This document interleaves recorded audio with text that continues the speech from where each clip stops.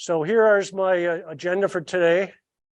I'd like to welcome everyone. Do we have any new members here? Anybody new? We've been here before, but not lately. What's your name again? Chuck Coleman. Okay. Right. Could you hear? Everybody else say no? Okay. As far as introduction and welcoming, thank you for coming. We got a small group, but it's a nice day out and other things are going on.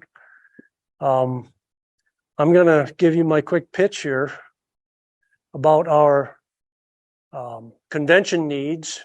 We're still looking for volunteers to head up the committees. Right now we have we decided to go with co-chairs for each of the 4 committees, and we have 2 co-chairmen, Peter McKinney, who's online, I believe, and John McHugh, who's here. I have stepped up to be co-chairman for 2 different committees. We still need a overall convention committee co-chair, and we also we need an outside activities co-chair. So I ask everyone to think about this. We're going to try to have 2 people on each committee so that they can share the work and make sure that things are covered if somebody gets sick or has to be on vacation or whatever. So once again, I encourage you to step up and help with our upcoming convention. We still have not officially committed yet. No, we haven't, but I got to tell you, we're still seeing the first slide and not the slide that's on the screen. Huh. And I don't know why. That makes no sense. We're looking at slide number 1, and you're showing slide number 3. Okay, I know what's going on. 4. All right. That's better. Whatever you just did. It just went back to the first slide. No, it went to the right slide. It went. What do you see now? Slide 4. Okay. I don't know what I did, but it sure worked well. Hey, look, if this was easy, anybody could do it. Oh. Okay, so we're going to get right. I'm sorry, what? Even though you can't get rid of it, can you move that gray bar down? I want to move it all. This? Yeah. Let me just see here.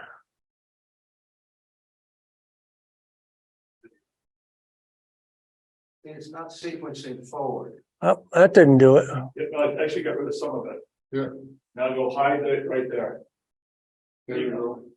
Okay, press escape to show. Okay, very good. Now, And if you need it back, just press escape.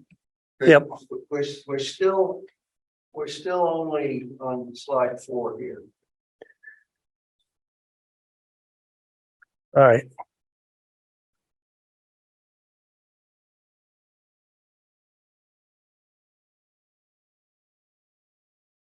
Let me just see something. How many of these do I have on the scratch built? We only have 2 of them up. Okay. Yeah, now we're good. So somehow I got to go in and out of that. All right. I just have to do that then. Okay. So that's all I have. Anybody have any questions? Anything? I mean, I don't have much to say today. So what's your target time for the convention? It's September of 2025. 25's given up. 25's taken. No, 24 is taken. 25. I saw something recently that 25. All right. 2023 this year is Long Island. 2024 next year is Rochester. 2025 would be us. Yep.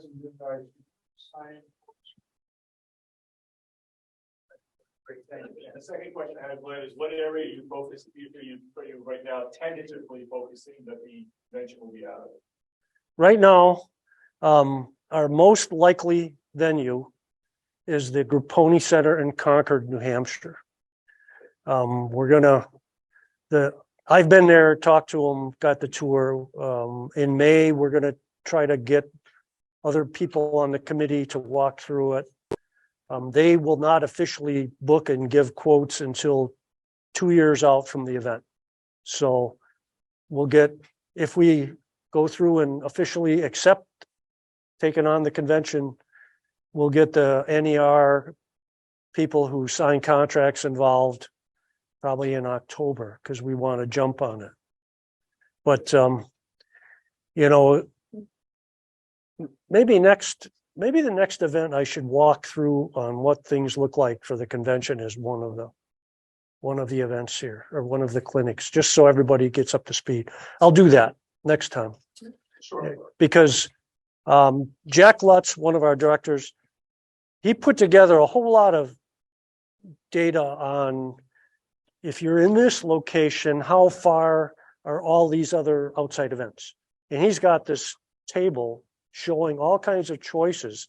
And Concord really looks like, you know, one of the best choices, because we're about 50 minutes from the Mass border, which says we can get layout tours down in northern Mass, possibly, you know, the Nashua, Milford area. And yet we can still go up into the Lakes region and get to those, you know, outdoor events. And we could, you know, swing over to Portsmouth for an outdoor event if we wanted. They're all kind of in that 1 hour driving range. So next up, I want to have Tom Oxnard speak for a minute.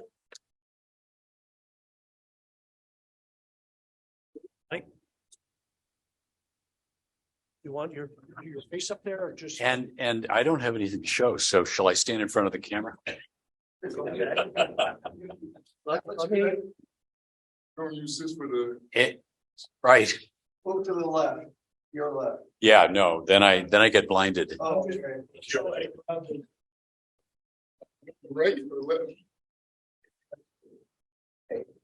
Hi, Tom Oxnard, AP. So we have one new certificate, a Golden Spike, given this past month to Will Everett in Portland, Maine, and went up to see his layout.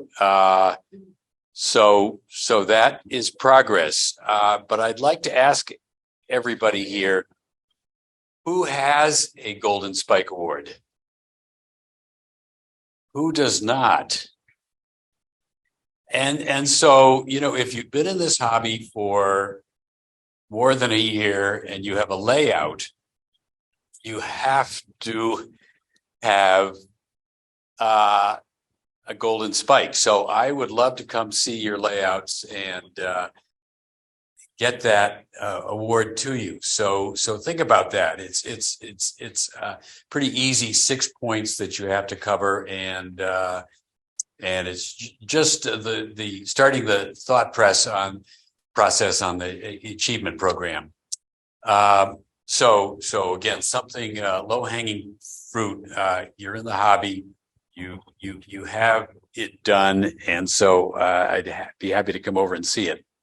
The other thing is everyone is looking for articles. So not only the division, but the NER, the coupler. And articles can be as simple as pictures and progress.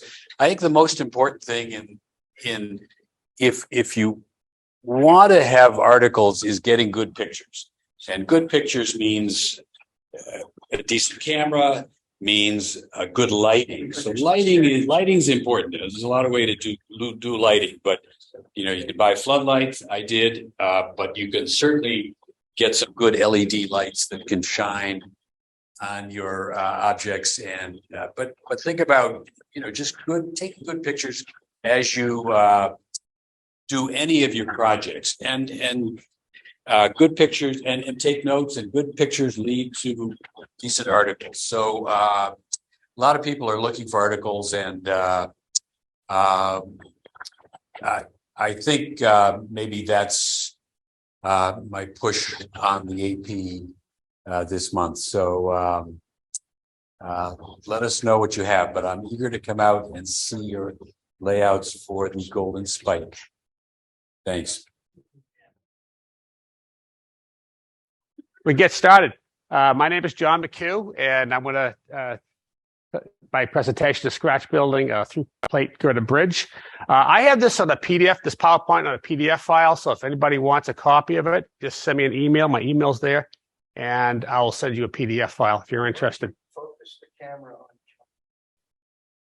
I gave this presentation at the convention last year in Connecticut, and Glenn happened to see it. And he grabbed me, tackled me on the way out, and said, "Hey, we need this for the division." I said, "Absolutely." So just to piggyback what was mentioned earlier, if you haven't been to a convention, it's a great time to see some great presentations, visit some great layouts. If you're interested in operations, you certainly can do that also. But you talk railroad all weekend. It's a fun time, and hopefully we'll get our act together out there, help us out, and we get going in a couple of years. All right, so what I hope to do today is I want to illustrate and explain how I scratch built a through plate girder bridge and did well enough to earn a merit award. Okay, how many in here have earned a merit award? I know we got a couple ringers in here. I just want to let the rest of you know, listen, I am not an expert modeler. I'm an average modeler. I have no extra skills. I'm not a structural engineer, okay? Just an average guy. And if I can do this, you certainly can do this. I understand people don't want to undertake the AP program because it's a lot of work, and I understand that. But for me, I like the challenge. I like learning new skills. I like doing the research. I become a much better modeler, but most importantly, it gets me psyched about the hobby. Building this bridge took me about 60 plus hours. I couldn't wait to get downstairs to work on this. And I had many years of my layout where I did nothing. And since I've started the AP process, that I've really engaged. So if you're sitting around saying, I don't know, I'm kind of bored with this, something you want to think about. Okay, so this bridge goes under Master Builder structures. I understand most of you know this. I just want to go over this quickly. You have to build 12 structures, 6 different types. One must be a bridge. So I get that out of the way quick. Okay. 6 structures have to be scratch built. And they explain scratch builds, 90% have to be scratch built parts. And the remaining 6 must be super detailed. And the NMRA website tells you what super detailed means. So, you have to really basically kit bash and do more to meet that requirement. 6 must earn merit awards and do the SOQ. Statement of qualification. This is the most involved because you have to have documentation for each of the 12 structures. So it's it's a lot of work. But, you definitely get good results, hopefully. So if you're thinking about, well, anyways, it's a sheet from the NMRA page. But basically, there's the AP judging guidelines. It's very important. And it's a 10-page document. And this is what the judges actually use when they judge your model. And it explains the process, but each of the 5 categories, it explains what stuff about the category. It also explains to the judges what to look for. And if you're looking for this, it's very easy to find. But I didn't know it existed. And so I said, wow, this is great. And so you really need that. They need to really put this up front someplace so people know to look for this. Well,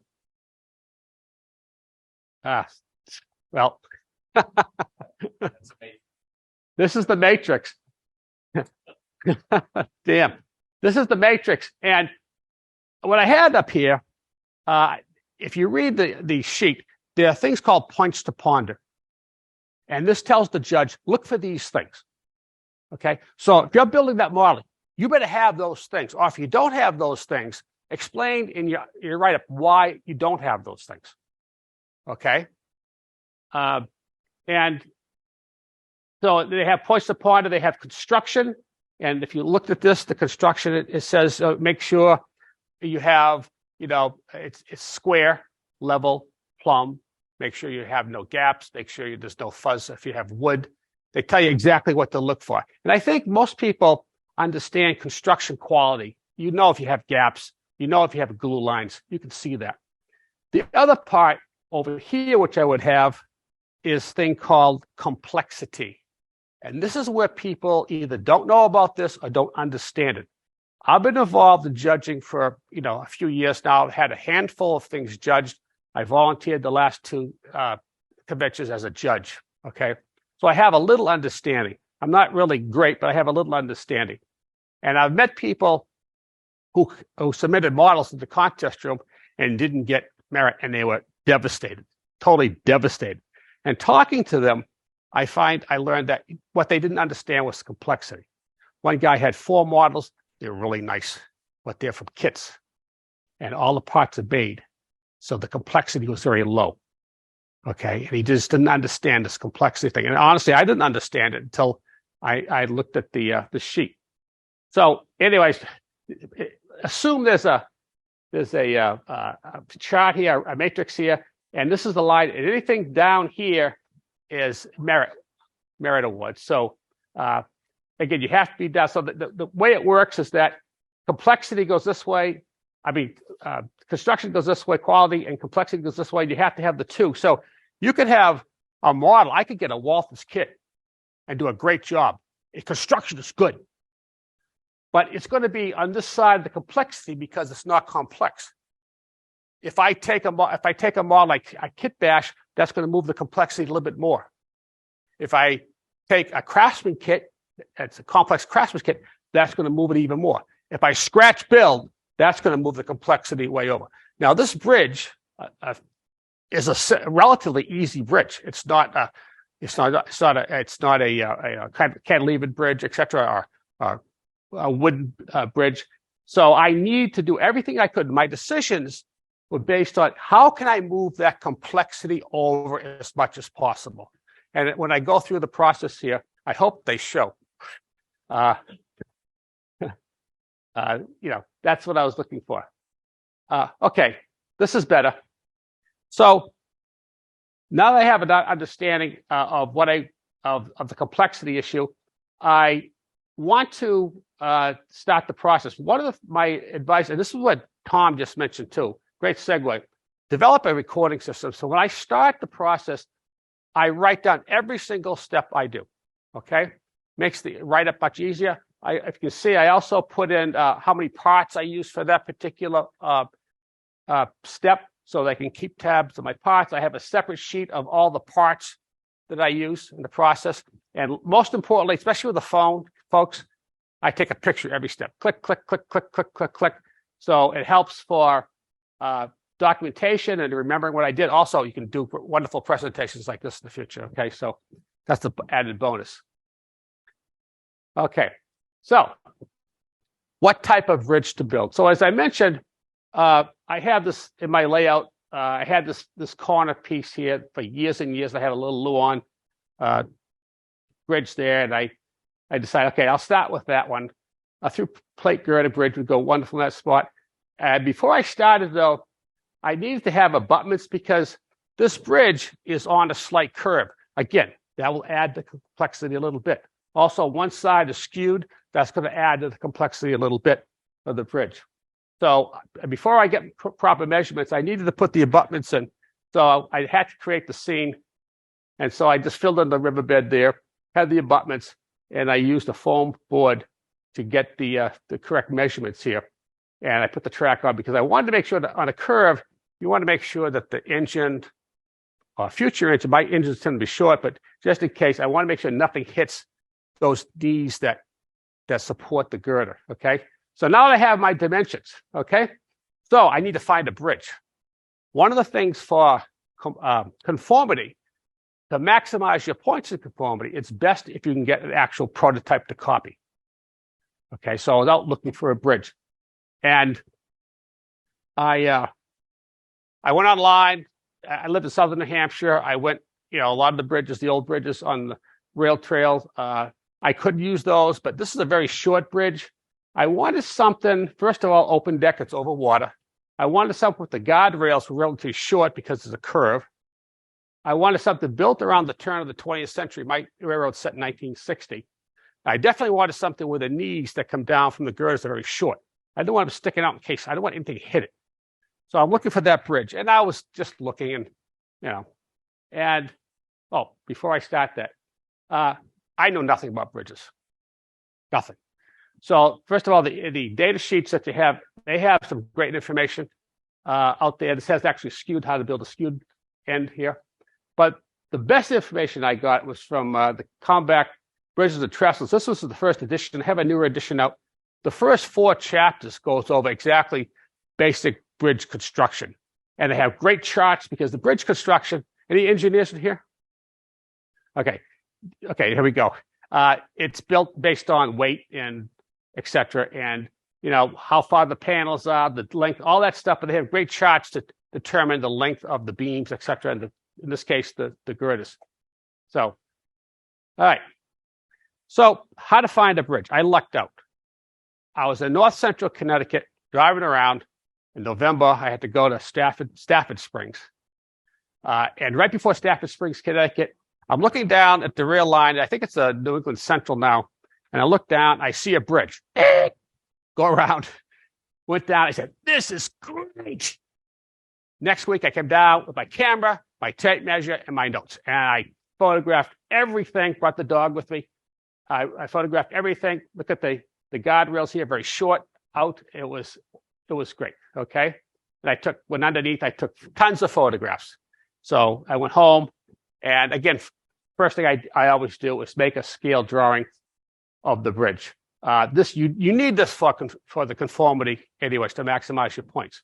So I built I planned it out based upon the prototype. All right, and I just have point things out to you. The beams on the bridge, they support the main support. They connect the girders, and then the stringers, which go horizontally in this particular drawing, that's where the rails, the ties sit on, and they're going to connect. So obviously you have to. It's very difficult to have 100% copy of these prototype. So I altered things. Something for your real estate, Exactly. and you don't have to. It has to be 100%. Sure. Well, railroad agreements. Yeah. So you don't have to follow any prototype. No. But you're saying this for the AP, it would have to be representative of a prototype and be. No. So when you're writing it, you're putting as much documentation of what you're modeling in there, and you're documenting variations, Right. and you're just talking about that in your writing, but you're trying to maximize your points. Oh, so the more prototype, I'll say exact. Yeah. Yes. There's always a But cheat you can phrase. still get this is where I'm confused. Can you get an AP or? Merit. Well, I don't understand the difference between. How do you say there's two different things? Okay. So I'm working on the structure, and I mentioned the first slide. I'm working on the structures certificate. You have to build 12 models. 6 of those have to be good enough to earn merit. So I'm talking about how to earn merit for the 6th. Okay, the other 6 do not have to earn merit. It's the same thing. You're documenting. You're documenting excellent modeling skills by following photographs and pictures and duplicating exactly.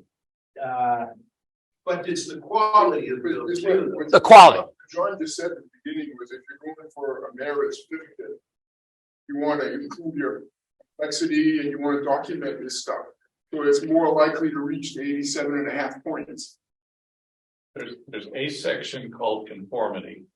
In that conformity, you can show prototype drawings of it, and you write the phrase that this is done in the style of this particular. If I had that form that showed, it would make sense. It didn't show, unfortunately. Yeah, I was just getting.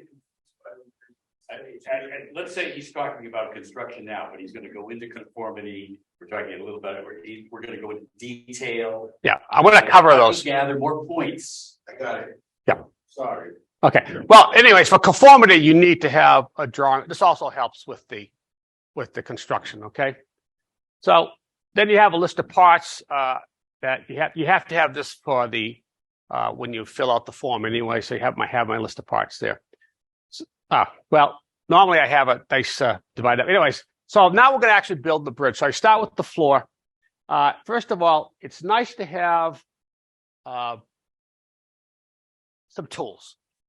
Yeah, I have many of the tools in the Micromark catalog I've had over the years. Some were great, some are horrible, but anyways, I see a lot of heads going like this. There we go. This is a very handy tool. Anybody own this?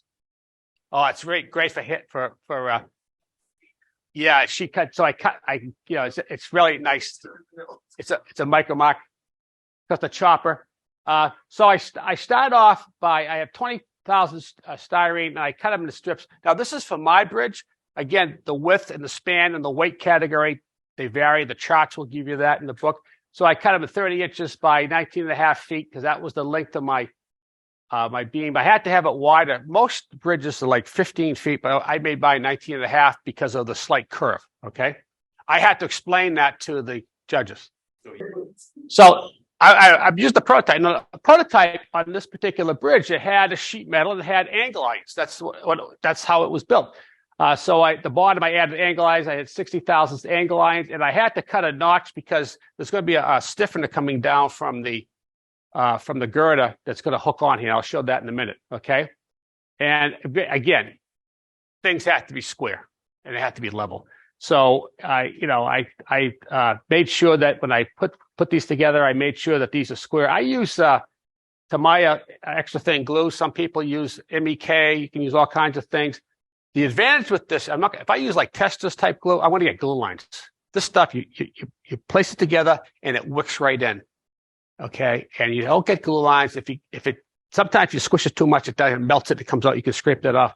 But this type of glue is definitely what I would recommend where it wicks in versus where you glue it on.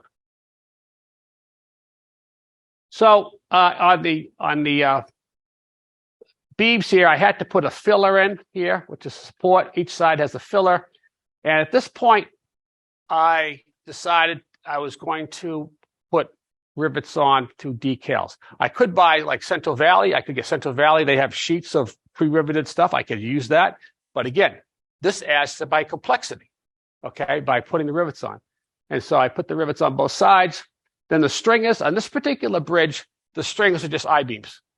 Okay, so again, I showed the judges that it's I-beam. I didn't do it to save time. This is what I had. So I cut I-beams, again, the 1/4-inch I-beams on this particular bridge, 15 and a half feet long. And then I had to cut 60 angles right here. That's how the I-beams are going to attach to the beams. All right, assembling the floor, jigs. Judges love jigs. Okay, and also for jigs, I can't eyeball this. I need to have things uniform. This floor, folks, has to be flat and level and square. If this is off, the bridge isn't going to work. Okay, so it's very important. So I made a jig, and I have, again, this is a Micromark little glue jig, which is very handy. And I put my jig in, you see the arrow pointing in, and I made sure the stringers were equidistant and everything was flat and square. Okay, and I put it together, and I made sure this is all square, and I put weight on it. I let it sit there for a couple of days and cure and get rock hard because I don't want this to skew it up. And then underneath the beams, I added 60 thousandths, again, an angle right here for support underneath the beams. The girders, again, since this is a skewed bridge, the girders are going to be, one's going to be longer than the other. I cut them to the length 20,000 styrene. This particular bridge for the width and the weight classification was 8 feet wide, and I mark all my lines. Now, this particular bridge, between beam to beam is called a panel, and this one was 16 feet in this particular bridge. So that's 2 5-foot panels in the middle is a 1 6-foot panel, and it was off. So I need to tell the judges that it's not all equidistant, that this bridge had some difference to it. Okay. And then so at the top of the beams, I had to cut 80 thousandths angle at the top and bottom, both sides. Okay. And then in this particular bridge had fillers in here, 20 thousandths by 60 fillers. And then the angles are going to go over the filler. One of the things I didn't notice until later on is that when I had my lines, it depends where the filler is in relation to the line. Now, I read an article recently. It's very true. You fall in love with your model. And when you fall in love with something, you ignore the blemishes, right? And I noticed this way in. I said, oh, they're off. And so I was able, one of the pluses with the use of Tamiya paint, glue, that I was able to use a knife and just scrape it off and change that. But just pay attention to that. So the rivets, I was doing fine. I was clipping along at a good speed, and then I hit the rivets. Now, again, I could have used Central Valley type products, but again, this adds to complexity. So I use micro scale rivets, and which comes in 2 big sheets. They give you lots of, you see up here, they give you lots of rivets. Is that Michael Moore? Was it Micromark? Yeah, Micromark rather. Micromark rivets. I'd use Archer if I was going to build a motive power. I think the better. But for this, I'm using, because if one little sheet of Archer, I can get 2 big sheets of this. Sure went out of business. Of course they did. Everything I like goes out of business. So, you cut them in strips, and with this brand rivet, it's you have to leave them in, soak them a lot longer. There's a learning curve to use these. But anyways, this took a while, as you can see, because it's top and bottom, both sides I had to do. So I get all the rivets. And the other advice here is always use a sharp blade when you're cutting styrene, when you're cutting decals. I had a package of 100 blades, and I go through them, quite frequently. You can tell when it's not working. Don't try to rip it. Just get another blade. So you put the rivet decals on after that girder was assembled? Yes, the girder's assembled, and then I put the decals on right now. Yep. Because once the bridge is built, it'd be impossible to do. So that's what you have to think about. How you I was wondering if you put them on like the angle iron piece before you moved it in. Well, no, because I could access this. If I couldn't access this, I might have to do that. Those? Yes. Yeah, that little bump. Yep. And so now I'm going to attach the floor to the girders. I had to cut little gussets, and again, use the prototype. They're about 1 inch wide, so 10 thousandths by 88 and 36 feet long. I cut the angles here, and you can see I glued them to the bottom of the floor, and this is going to attach to the angle and the wall of the girder, okay? And I want to make sure, one of the things I have to do, again, this floor sits up from the bottom of the girder, so I had to make sure it was shimmed properly to get, because this angle right here has to be 90 degrees, okay? And you notice my Fast Trax jigs make great weights. I don't know if anybody else uses them for weights. They make great weights.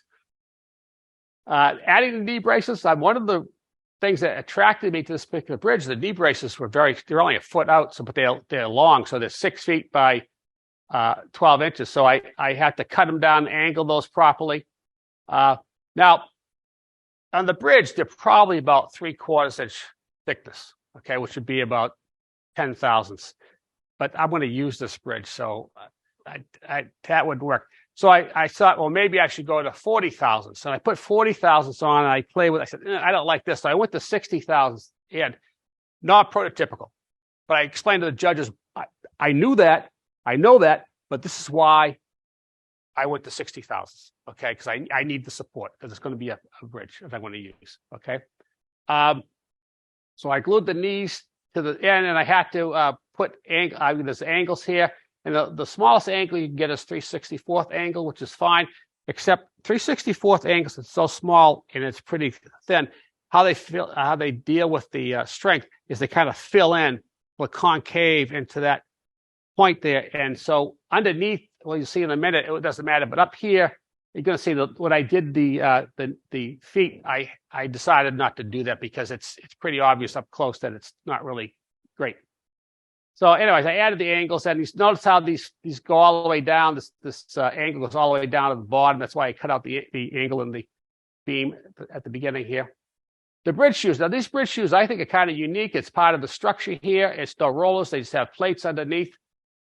So this took Again, this is great for scratch building because the number of parts for each shoe went up considerably. So I had to put a piece at the bottom, 40 thousandths, 27 by 30 here, and then I'm going to add pieces on to make it flat. And then on the other side, I have a gusset right here, and then I have to have a filler. Okay, and you notice how I doubled this up. I'm just copying this. Is what I'm doing. And notice how these are angles right here. And I felt that using the 3/64th angle with the concave, it just didn't look right. So you'll see how I changed that. So the shoe braces now, this side on the exterior it has 3, and the inside it has 2. So I did that, and then I added angles. And what I use is a 10 by 40 thousandths. I just kind of glued them together, and I'm going to have to put rivets on each of these spots. Okay. Complex, yes, moves it up, okay? Top and bottom cover plates, again, this is 10 by 188 thousandths. One goes all the way across, and then the next one's 12 inches from the end, and then 5 feet from just 12 feet from the end, and 5 feet from the end. Again, that length determines the bridge. There's a formula to use, but I just copied the prototype here. So when you were on site, you took a lot of measurements. Oh, yes. Everything. See, this is probably my 4th model. The first time you do this, you don't take enough measurements. And the second time, you still don't take enough measurements. So by this time, I didn't want to make another trip down to Connecticut. So I took everything, lots of pictures, lots of measurements, Was this an active rail line? Yeah. Well, it's active, but it's lightly used. So you didn't get caught. No, I think it's the central New England. So you didn't get caught. No, I didn't get caught. There are no signs. I mean, the rails, you could tell it was used, but very infrequently. Shh. All right. Yeah. So the bottom, I have the lateral bracing here, and this is the 3/64th coming across. This is pretty easy. Notice I notched out the middle because they're going to cross here, and then they have a plate, 10 by 40 thousandths, 12 feet long, that kind of supports the top. And you see this going across here. Now, again, on this particular bridge, there's no top lateral bracing. A lot of bridges do have that. This one did not. So the remaining, I put the rivets on. I did not put the rivets underneath. If I felt that if I felt I needed to up the complexity a little bit more, I could have done that. It can't be seen, so I didn't do it. But the top and the sides and the interior, that was a lot of work unto itself. So I put all the rivets on, and then I sprayed it. Sometimes I put a primer on, but I wanted the rivets to show, so I didn't do that. I just sprayed it, and then weathered it. I used a light wash of white to kind of tone it down some, and then a light wash of earth to kind of tone it down some. And then I'm a big fan of pan pastels weathering because it gives it that gritty look, that feel, and rusty feel to it. Now, this bridge, the bridge today was pretty rusty, but this is set in 1960, so I figured it's not going to be as rusty, so I didn't weather it as much as the prototype. But again, I let the judges know that. Okay, that's the key. Deck assembly. So you think the bridge is done. Now, I could have used a Central Valley or micro scale bridge. I could have used that, right? But again, I needed to up the complexity. Okay, so I chopped the wood. I have 8x8 strip wood. I cut it to length. I spray painted it brown. Then I weathered it with a gray weather and then an earth weather. And once dry, I lightly sanded it to get those in. And the ties I could have bought. I have ties. I could have used them, commercial ties. You need to up the complexity. Now, I used a jig for everything in this bridge except this.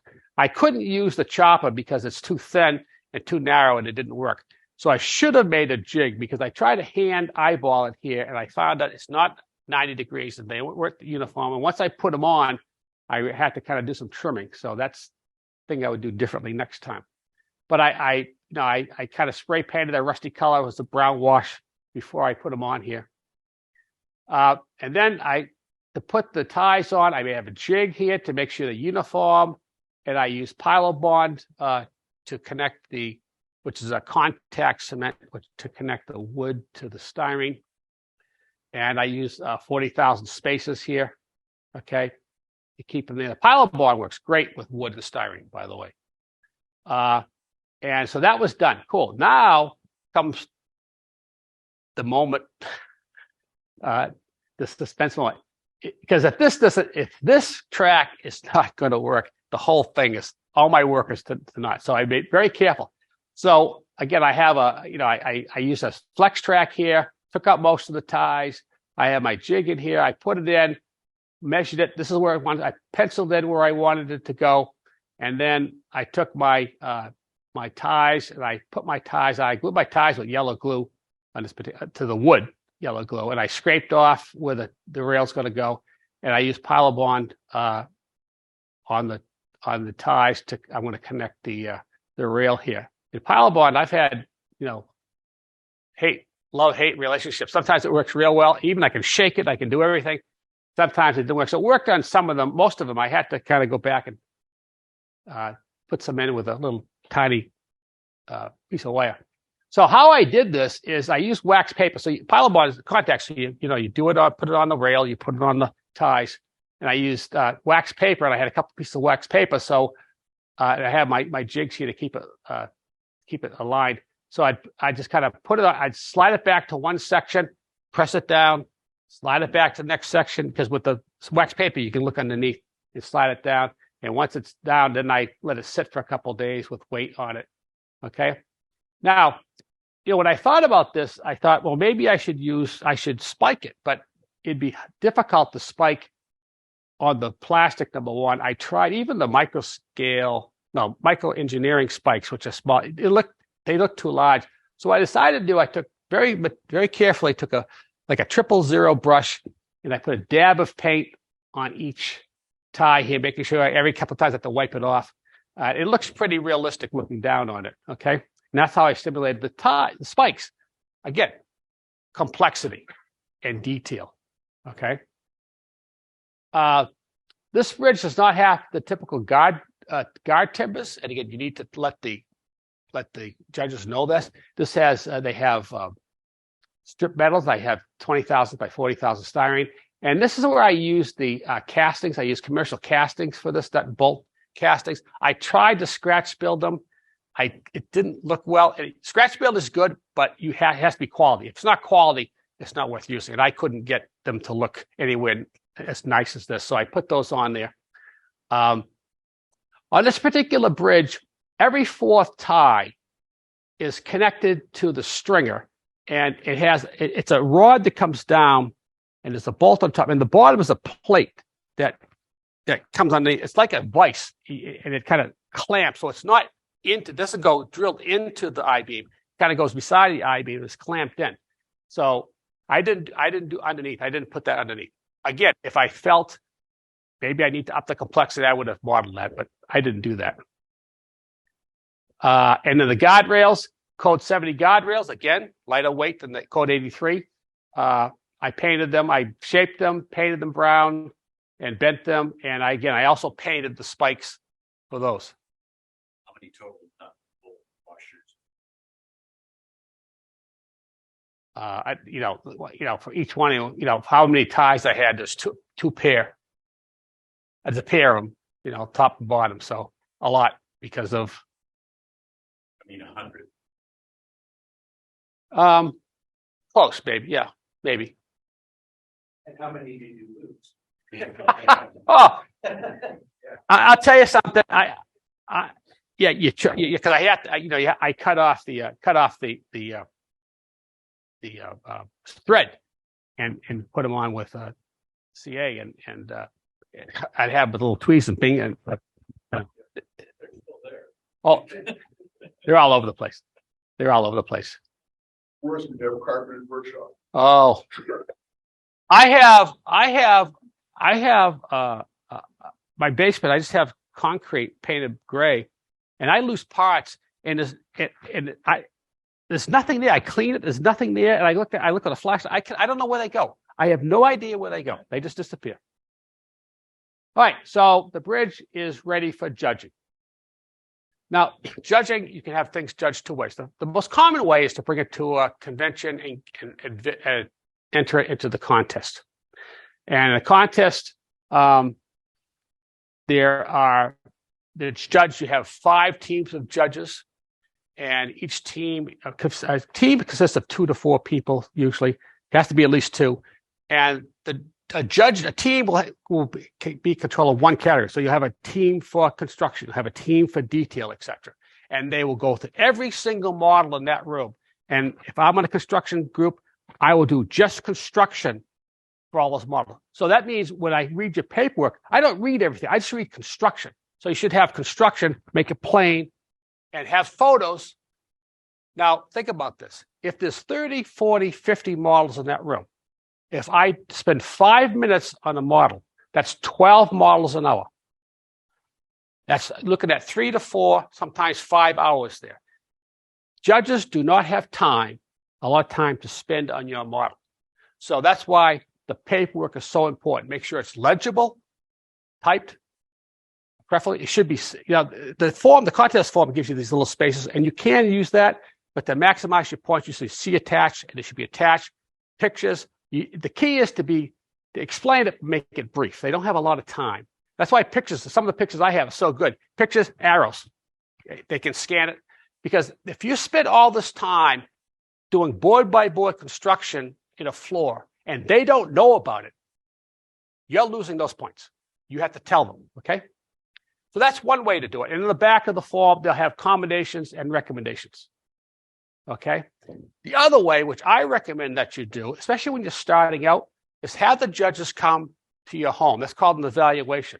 And until recently, I didn't know this, but you're encouraged to stay there. And it's a great learning experience because you see them going through. They can ask you questions. You can ask them questions. They'll say, hey, this is good. There's a little gap here. See this? Oh, I didn't see that. Okay. And how did you build this? How did you build the feet for this particular bridge? Okay. And it's a great experience. And so I recommend that. Call up Tom.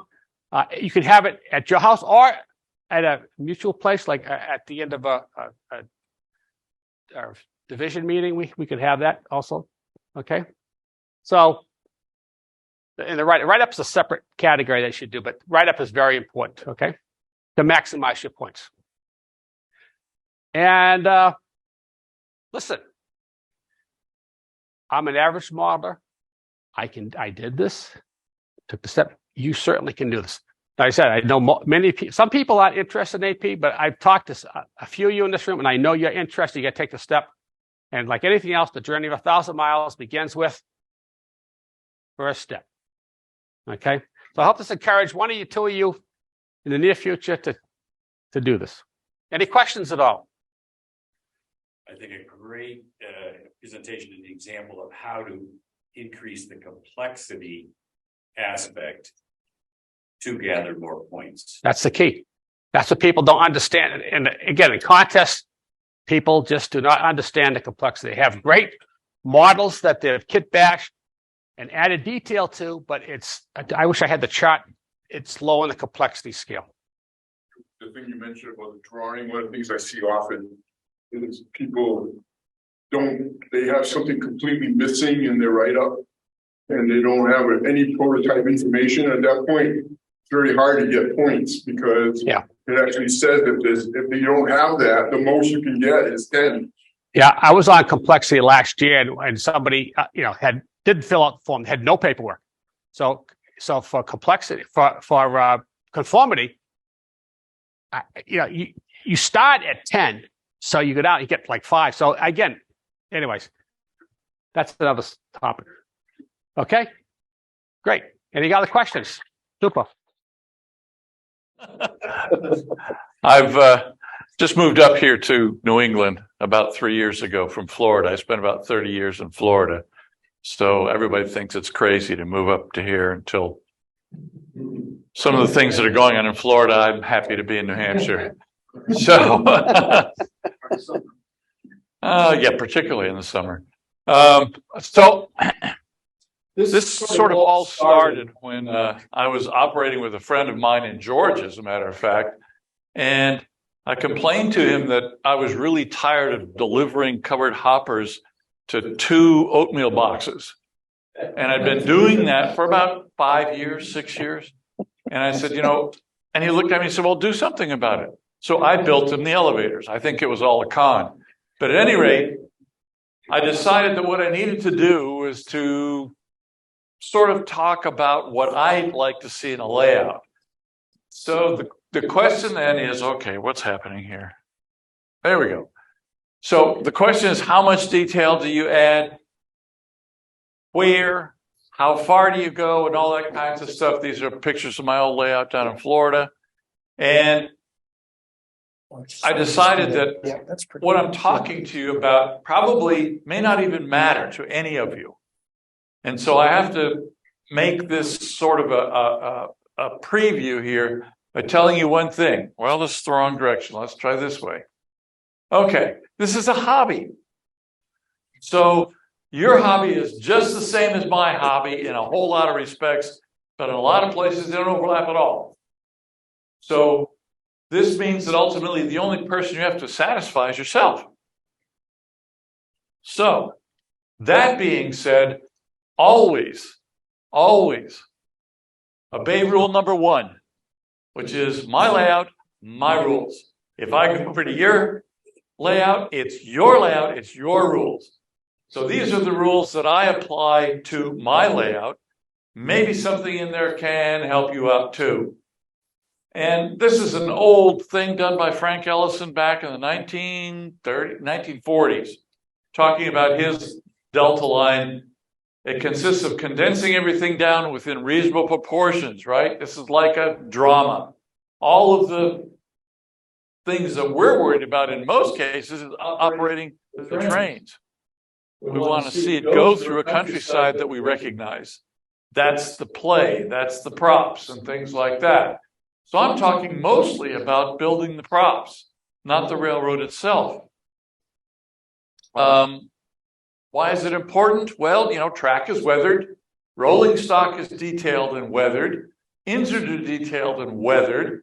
So structures and backgrounds sometimes look like it's a miniature golf course sometimes. And you think, or ghost town, there's no occupants in the layout. And not all visitors are model railroaders. I've discovered that probably about 80% of my visitors are not model railroaders. They couldn't care less about the engines. They couldn't care less about the rolling stock or the track. They want to see something that tells them that it's recognizable as some part of the country. So this is, quote, super detailing, if you will. That's adding all the bits and pieces that make the structures appear real. Along with the junk that gets left around, because any structure has lots of junk left around it. So my first steps, even before I build a structure, for example, is to consult photos of similar structures, write a list of all the details to add on in about what I consider 10 important areas. I mount all of my structures on a sheet of plastic, usually about 60 thousandths or 40 thousandths plastic, or a piece of gator foam, so that I can build the diorama and I can put the scenery right up to the base. And then I can pop it down onto my layout and blend it in. So then I begin. One of the things that I discovered when I first started riding trains back in the 1955, 56, something like that, riding the Santa Fe, riding the New York Central, the Pennsy, and things like that, you never go by the front of buildings on the train.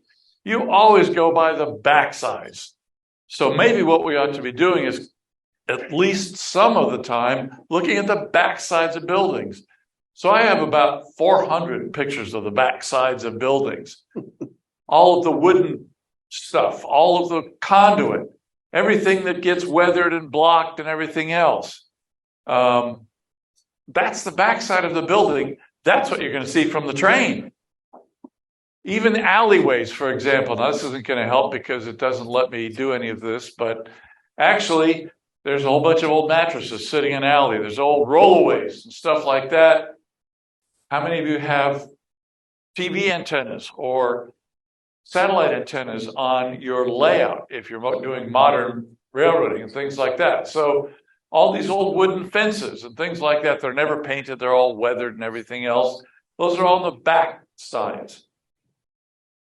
So 4 important considerations I consider on a structure is the foundation, electrical. The only reason I put electrical in there is the first structure I ever entered into a layout contest. The judge wrote only one comment. How does it get electricity? I didn't have a meter on there or any kind of conduit or anything to get the wire to the building or anything else.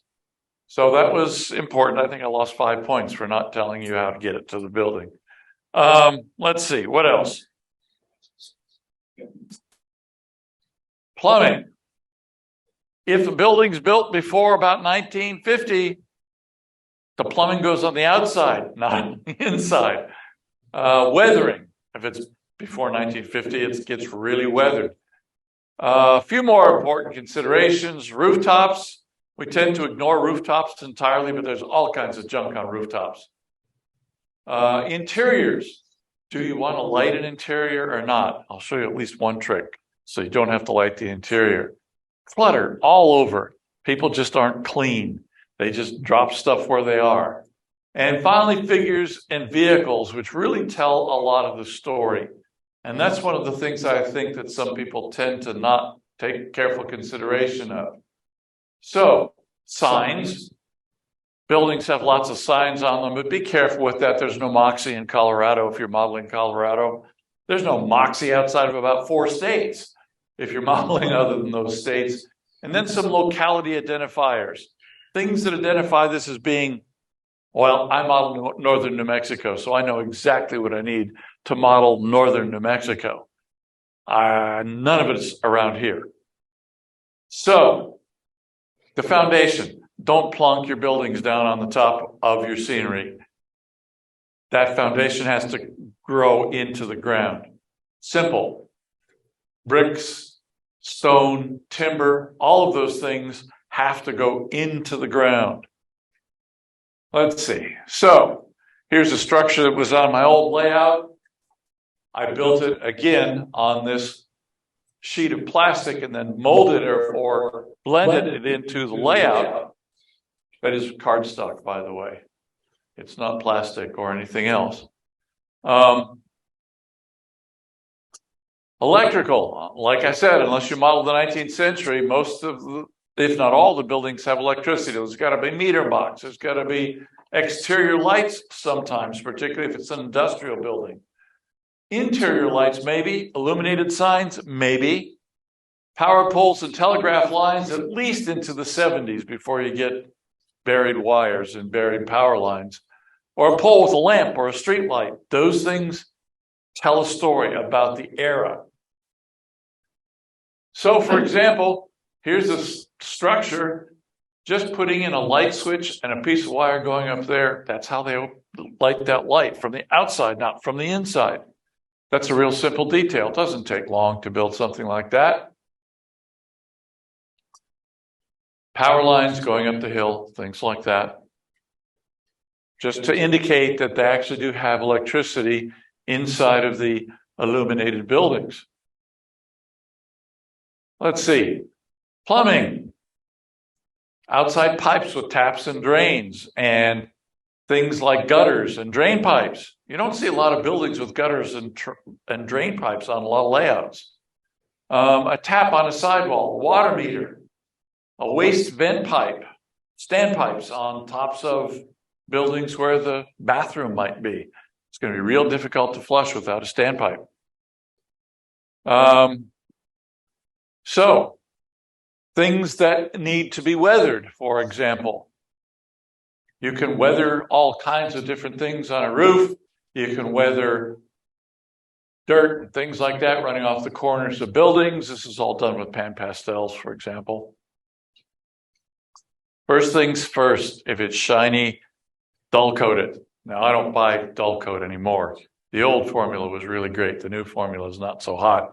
I just use something from what I can get at Walmart or something like that. That's a dull finish and spray that instead. Broken or warped boards, nail holes. Use a pounce wheel. If you haven't ever put nail holes into a building, go to the local I don't know, Joann's Fabrics or something like that. Get a set of pounce wheels that cost you about $10, but they're little wheels with points in them, and ask your spouse how to use them. You just run it along the board and it'll give you nice nail holes. Before you dye it, before you paint it or anything else like that, peeling and faded paint, aged building materials. Sometimes the ends break off and you got to have them weathered, things like that. One thing that's sort of a thing with me is some taboo colors, mostly white and black. There aren't very many things in the world that are absolutely white or black. They get weathered real quickly. And so, for example, I tend to never to use black. I use a color called charcoal. It's really, really close to black, but it's got a little bit of gray in it. And that saves me a weathering step, that's all. I do paint coal black, for example, if I've got artificial coal, because then I can lighten it and sparkle it and everything else. But if you look at this, use ivory or any other variations on white instead of white itself. It saves you some weathering time. Rose or burgundy instead of red. Ochre versus yellow. So not those pure colors. The pure colors tend not to exist in nature. Washes. Lots of good washes, not just black, but browns and grays and rust. All of those things are great. And they really give you a feeling for how old the building is. And then self-adhesive powders are better than the dry pastel chalks. I love pan pastels. They're great. The really nice thing about pan pastels is unless you're handling it all the time, you really don't even have to seal it. I've had buildings that are 20, 30 years old. I've never done anything with, just put pan pastels on and they stick so well that you don't need to seal them. The dry pastel chalks, the minute you seal them, they disappear. Pan pastels don't. So either way, that's great. Okay. So this is all done with pan pastels on these buildings and things like that. Just draw them right down the side. There are now weathering pencils too. Weathering pencils are great. If you can find them, a set of weathering pencils is pretty expensive, but you dip the tip into the water and then you can just draw really fine lines and all kinds of things like that. But these are done with plain old pan pastels and as thin a sponge as I can get. For example, let me see here. Go the right direction and it might work. Oh, okay. So again, even the roofs need to be weathered. I've got a really neat technique for weathering these things. I spray it with a primer that is self-etching. You can buy self-etching primer at Lowe's or Home Depot or something like that. It's a self-etching gray primer.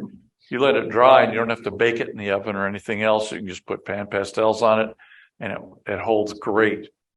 So roofs, rooftop accesses, tar paper, sandpaper, tar seams, clutter, all of that on roofs. Have you ever been on the roof of any kind of a building after it's been up for, say, 20, 30 minutes?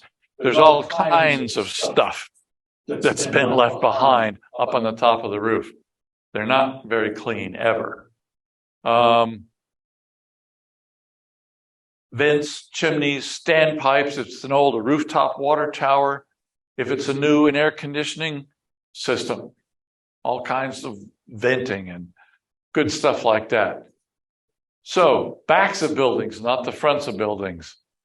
All the stuff that goes in the backside of buildings. Let's see, can I get this? No, that's not going to work. Oh, good. Well, went all the way to the back to the.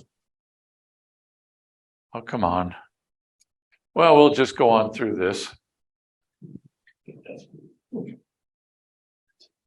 Hey, look, it works now. How did it do that? It's not. What he's doing right now is not coming through. We're still on the slide 28. Oh, there's slide 28. Yep. Okay. I don't know if it'll go forward again now, but we'll see.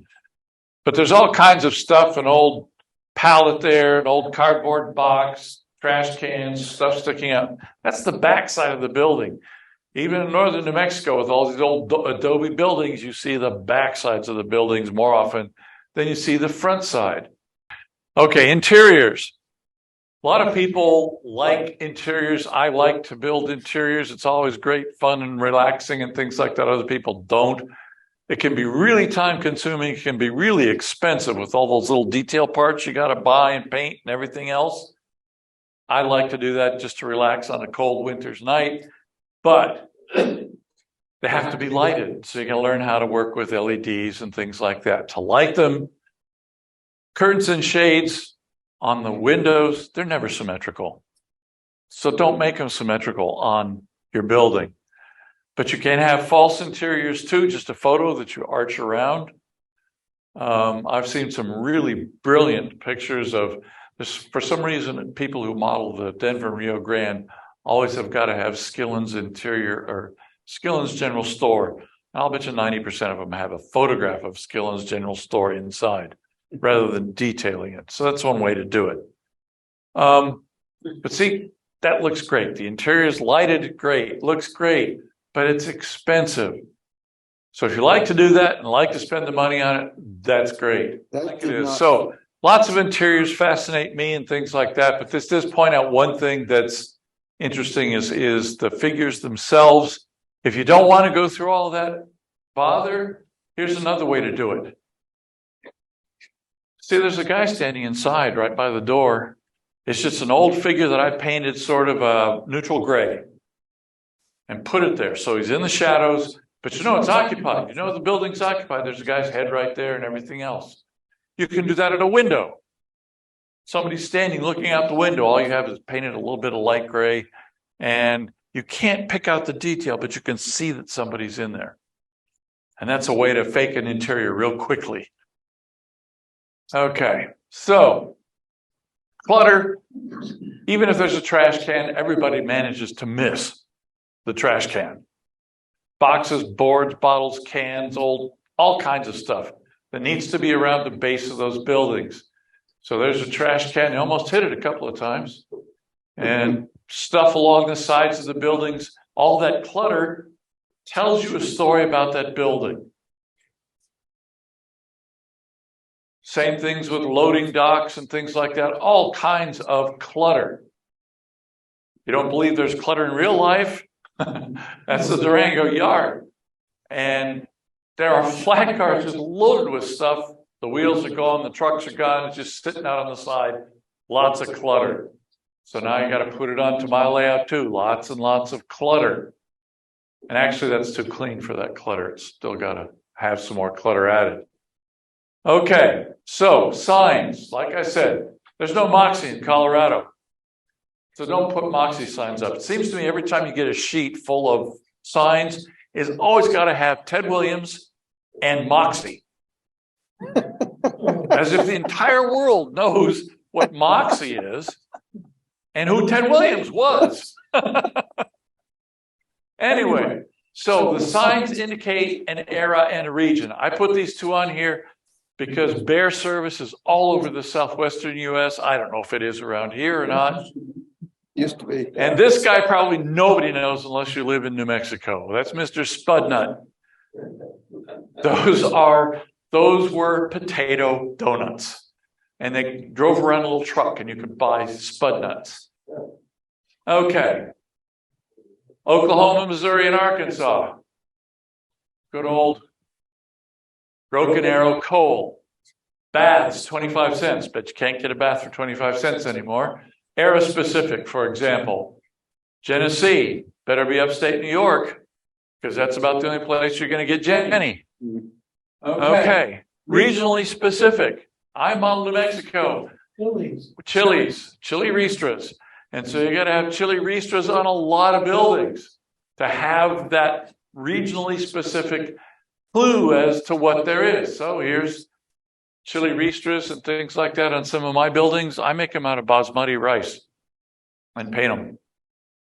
That's all that is. But I can make lots and lots of them. Okay. And then you have got all kinds of keep stuff. All kinds of scribs and scraps, for example. Aluminum foil, I use it to make curtains. I use it to make laundry hanging on the line. Use it for rags hanging out of the pocket of some guy working on a car, things like that. Tissue paper makes great newspapers, makes great scrap paper, plastic straws, all kinds of pipes and stacks and things like that on building. The pink and orange margins of one copy of the Financial Times. You don't have to become a Financial Times fanatic. Buy one copy, because all the margins are a nice pinkish orange color. They make great shipping stickers, and you can, one page will give you about 5 million of them. I still wonder about dryer lint, but I've got a little box of dryer lint, and I discovered on the structure I'm building right now what it makes great: hair on the floor of a barber shop. So I keep it. I don't too many barber shops, but You have some in some of the earlier shots that were cardboard boxes. They look very realistic. Are those made of It's made of paper. Brown craft paper. Yep. Okay. Now we don't have to be this fancy for model railroads, but we can give the impression that we're that fancy. This thing took, by the way, you talked about 80 hours. This takes about 100 hours to paint. It's a lot of painting, and I don't ever want to do that again. This scale, it's 1/24. Okay. So let me talk a little bit about things. One of the things that I like to do when I travel is to get model railroading magazines from wherever country I'm in. This one's from France. And inside was this picture of this nice railroad going down this street and everything else. And I looked at that and I thought, gee, that's a really great picture, except for one thing. This lady is shiny. There aren't very many shiny people. There are a few, but there are not very many shiny people unless they're sitting on the beach with all that oil on them and things like that. So the first thing you got to do is to, oh, good. Well, that's not going to help. All the good stuff is in the back, so you won't be able to see that. But the point here is that you need to have structures, and maybe I can go through it a little bit more. People, for example, who aren't all in action poses. We aren't in action poses very much. I haven't seen an action pose here today. We're all sitting on chairs. So, and you got to have the right pictures. I mean, King Arthur was never in New Mexico, but Pancho Villa was. So there's Pancho Villa on my layout. Okay, let's do it this way. Okay, an appropriate mix of ethnicities and gender appropriate to the era. This is in one of the towns on my layout, Native American guy and a cowboy. I painted those probably in an hour. So it doesn't take long to paint them. I like to paint the figures rather than buy the pre-painted ones. We'll talk about why later. But minimize the action poses. I had this on my layout for a while.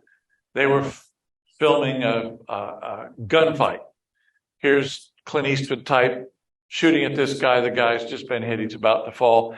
After about 3 years, I really wanted that guy to fall. He's just sitting there. This guy's on a horse. It's just coming to a halt. He's still coming to a halt. Action poses are interesting. They're funny. They're fun. But boy, after a while, they just get really boring because nothing's happening. So you got to minimize those action figures. Most people are standing around. So I have lots of people standing around and talking to each other and passing the time of day and things like that. Even this little tiny store, guy's just standing there with some stuff. He's not really throwing things around or doing anything like that. Sitting around waiting to do, this is on the backside of a brewery, so the guy's got a complimentary beer and a newspaper, and he's just sitting there waiting to do whatever. This isn't going to help very much, but a lot of people who model steam, and I model a steam era, don't have engineers and firemen in their open cabs. I also like to pun on people. This is actually a reasonably close rendition of J. Robert Oppenheimer as a fireman. My layouts around Los Alamos, New Mexico, where I grew up. And so I had to put Oppenheimer there somewhere. So I made him a fireman, waving to the crowd, of course. Don't overpopulate the scene. If you've got a flag stop, don't put 10 people there. Flag stops are there because people don't hardly ever use them anyway. So one guy standing there waiting for the train to come, that's enough. Painting figures. I'd say painting figures is necessary for S scale or larger so that you can give them some detail. HO and smaller, well, if nothing else, do three things. Spray them with dull coat.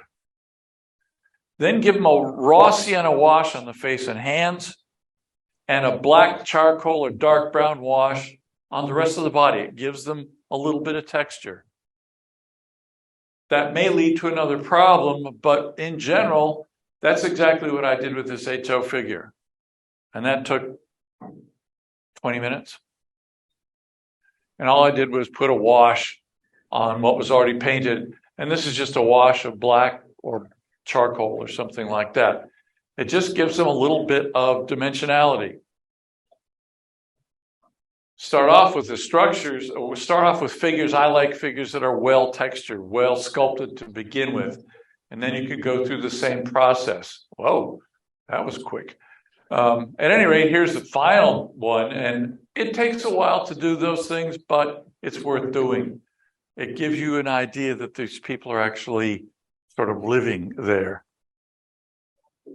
Some commercial painted figures you discover, I thought maybe I could just spray paint them and paint them again myself.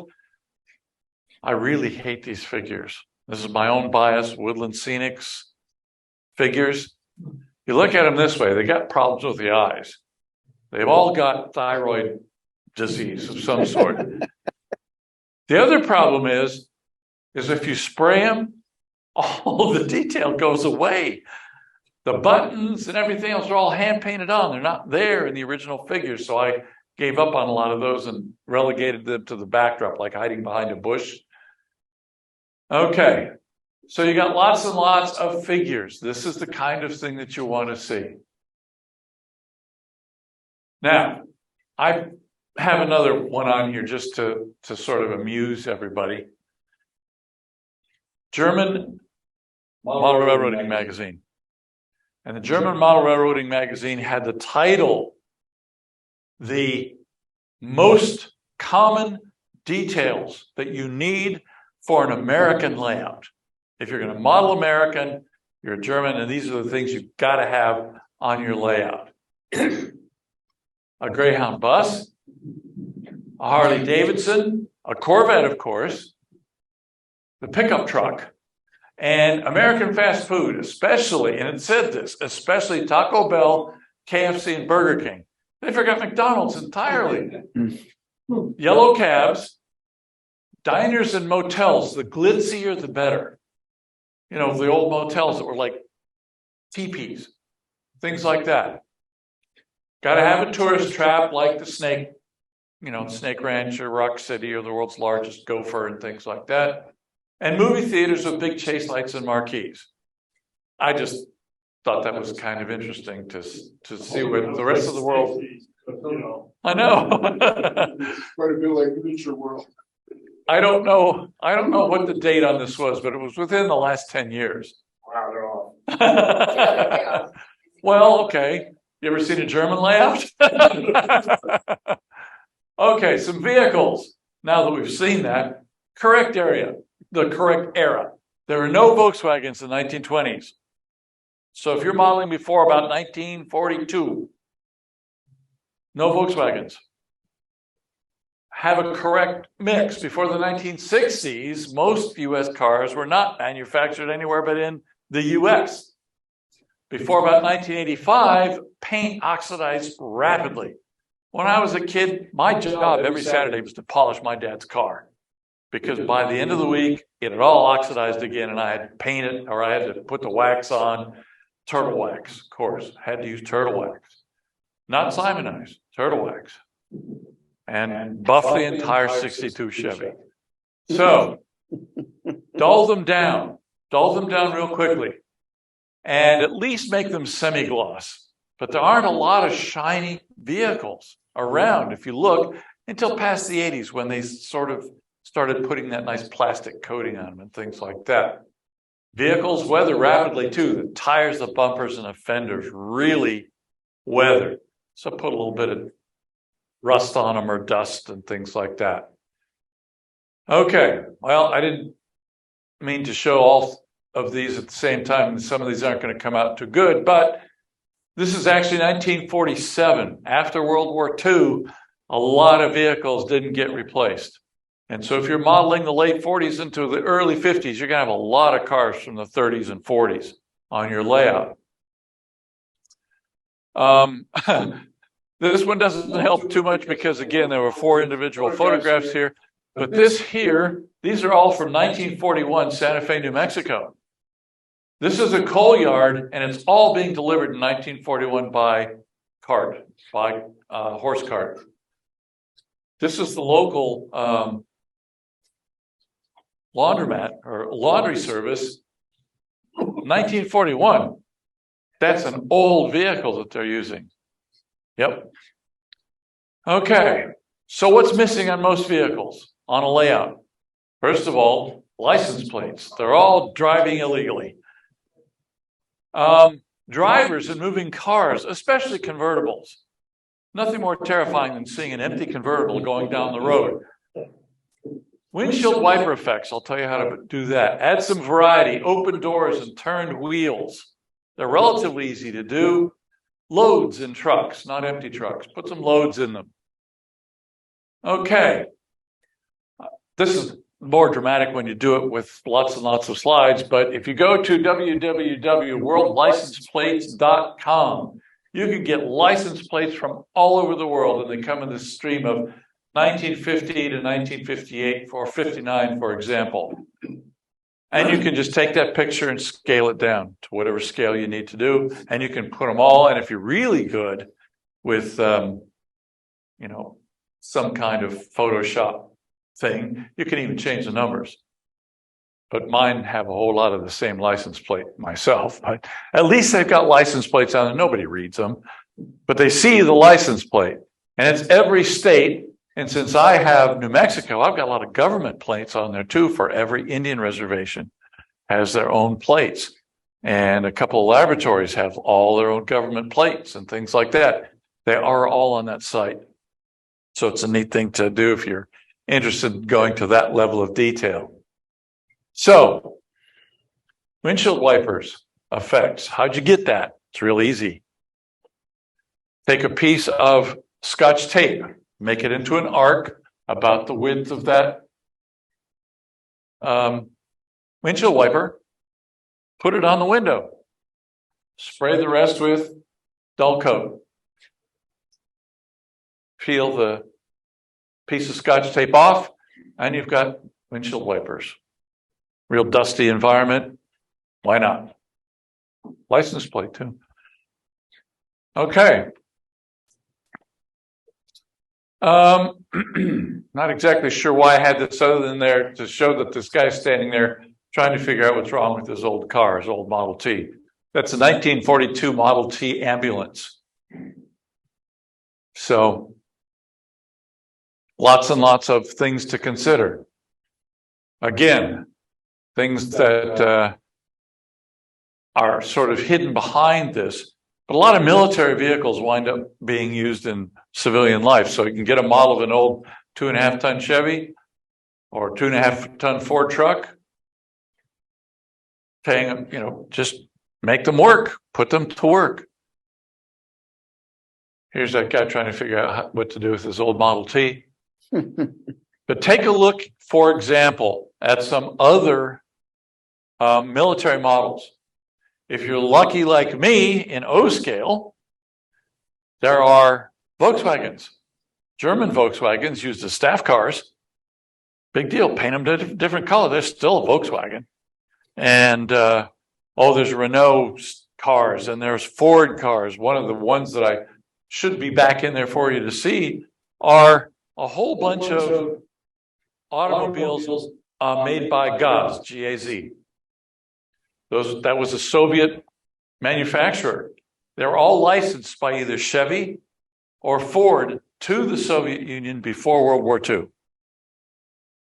And so they are Ford 1936 through about 1938 Fords that were copied by the Russians. And they were all of their 2.5-ton trucks. They were their ambulances. They were fire trucks, all licensed by Ford to the Soviet Union. Just paint them different. Make them do different things besides carrying weapons. And they're great. So those are other things to do. Here's another one. Again, there's that Volkswagen. There's a staff car, Army staff car. It's a 42 Ford. You couldn't buy a 42 Ford during 1942 because it was all going to the military, but it's a 1942 Ford. This one I like particularly. This is a Japanese military motorcycle with a sidecar, but you can take the sidecar off, obviously. Anybody know what that is? That's a Harley. Harley licensed motorcycles to the Japanese in the 1930s. So it's a Harley. You can have Harleys on US layouts. Okay. One of the other things that I came across, which was kind of funny, I think I bought this for a nickel at a bargain table made by a company called Bandai. And Bandai makes military kinds of models, but the thing that really got me was this word bicycle. And you open up this packet and there were like 10 bicycles in there, about 6 or 7 parts. But they're the best O-scale bicycle in the world. They're great. The rest of the rafts and stuff like that, I think I disposed of ultimately. So I'll leave it there. And that's my particular take on model railroads. And when I go to see a layout, those are the kinds of things that I enjoy seeing. On the other hand, for 7 years, I did deliver covered hoppers to 2 oatmeal boxes, and I was perfectly happy doing that too, even though I gave the guy a hard time. So it's your layout, your rules.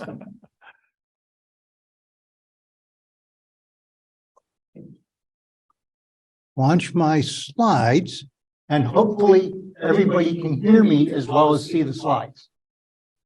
So I model the 1890s, and my layout is set to connect the Pennsylvania Northwest PA oil country to northern New England mill towns by basically getting rid of everything between the Susquehanna and Merrimack rivers.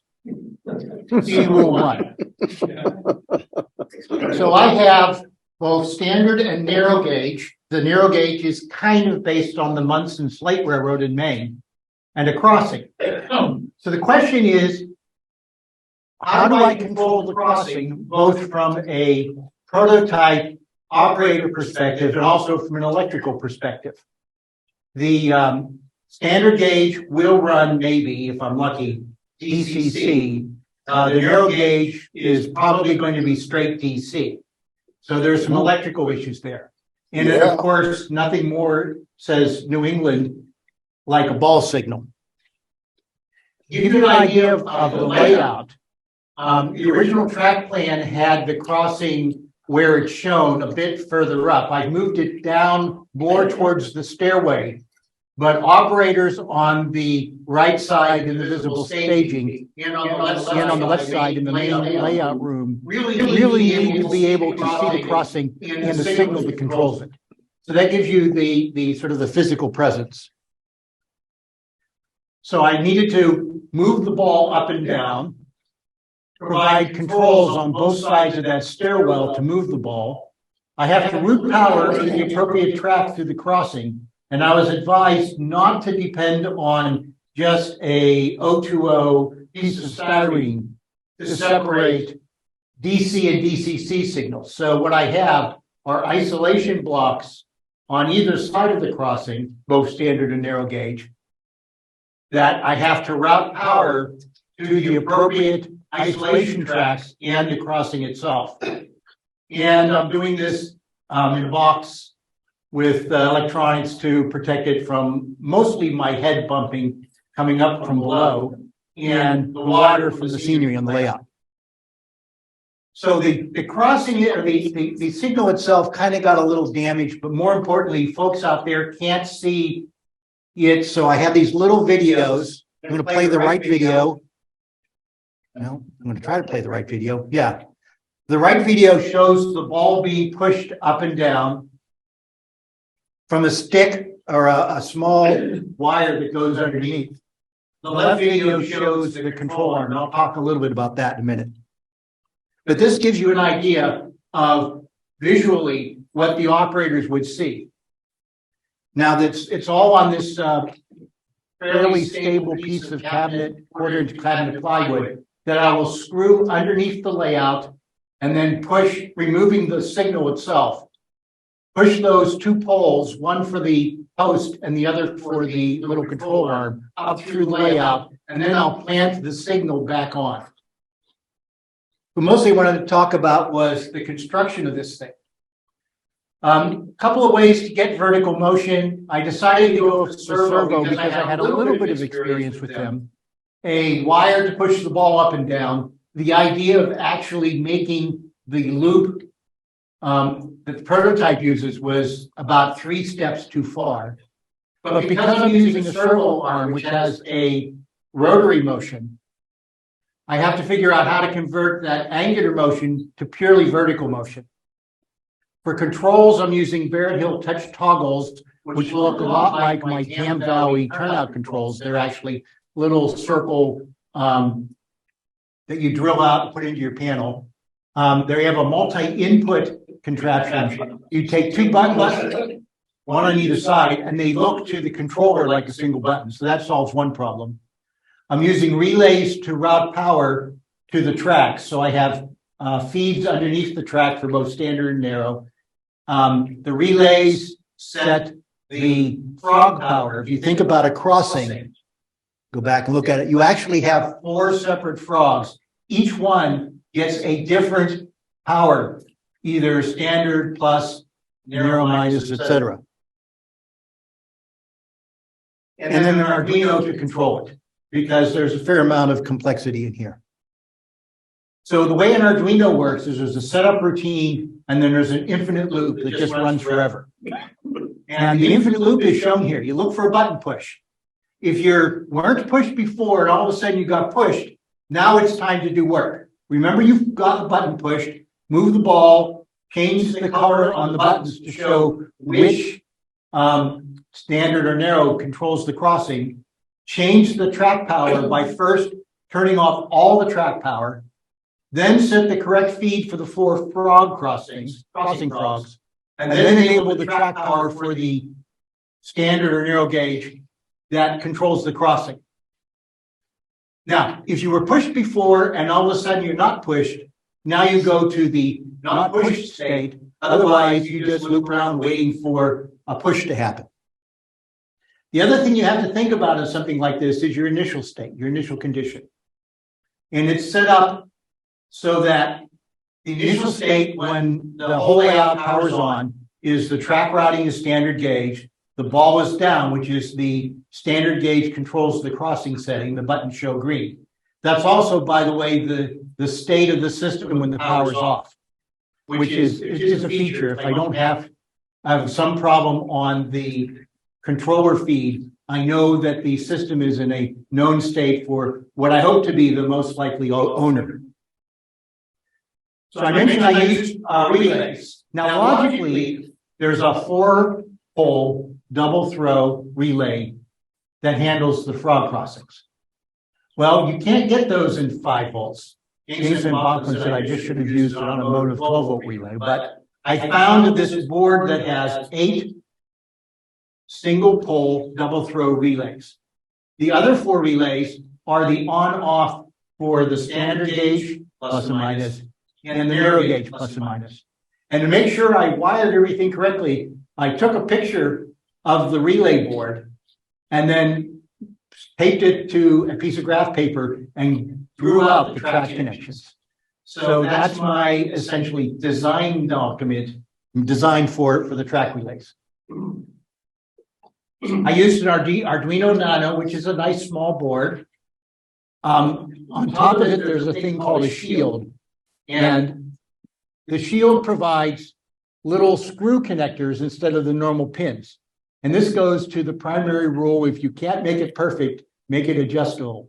So I wanted to be able to fiddle around and learn and adjust things, and also to make it easy to replace something if I let out the magic smoke, which of course I did. The relay board, there are two kinds of relay boards. Echo. I just turned it off. Okay. One relay board works the way I wanted it to. So when the Arduino writes a signal to the relay, it toggles, it switches. There's another one that works actually like a flip-flop. Is you send it a signal and it remembers its state, and you have to change it by sending it another signal. So I had both, but this model relay is a lot easier to program. I bought these little things called buck power regulators because I have a 12-volt bus for accessories throughout the layout. One of them produces 7.5 as input to the Arduino and lets the Arduino then scale it down to the 5 volts the Arduino wants. There's a second one that produces 5 volts to drive the relay coils. Because the relay coils take a fair amount of current, I don't want to overdrive the Arduino.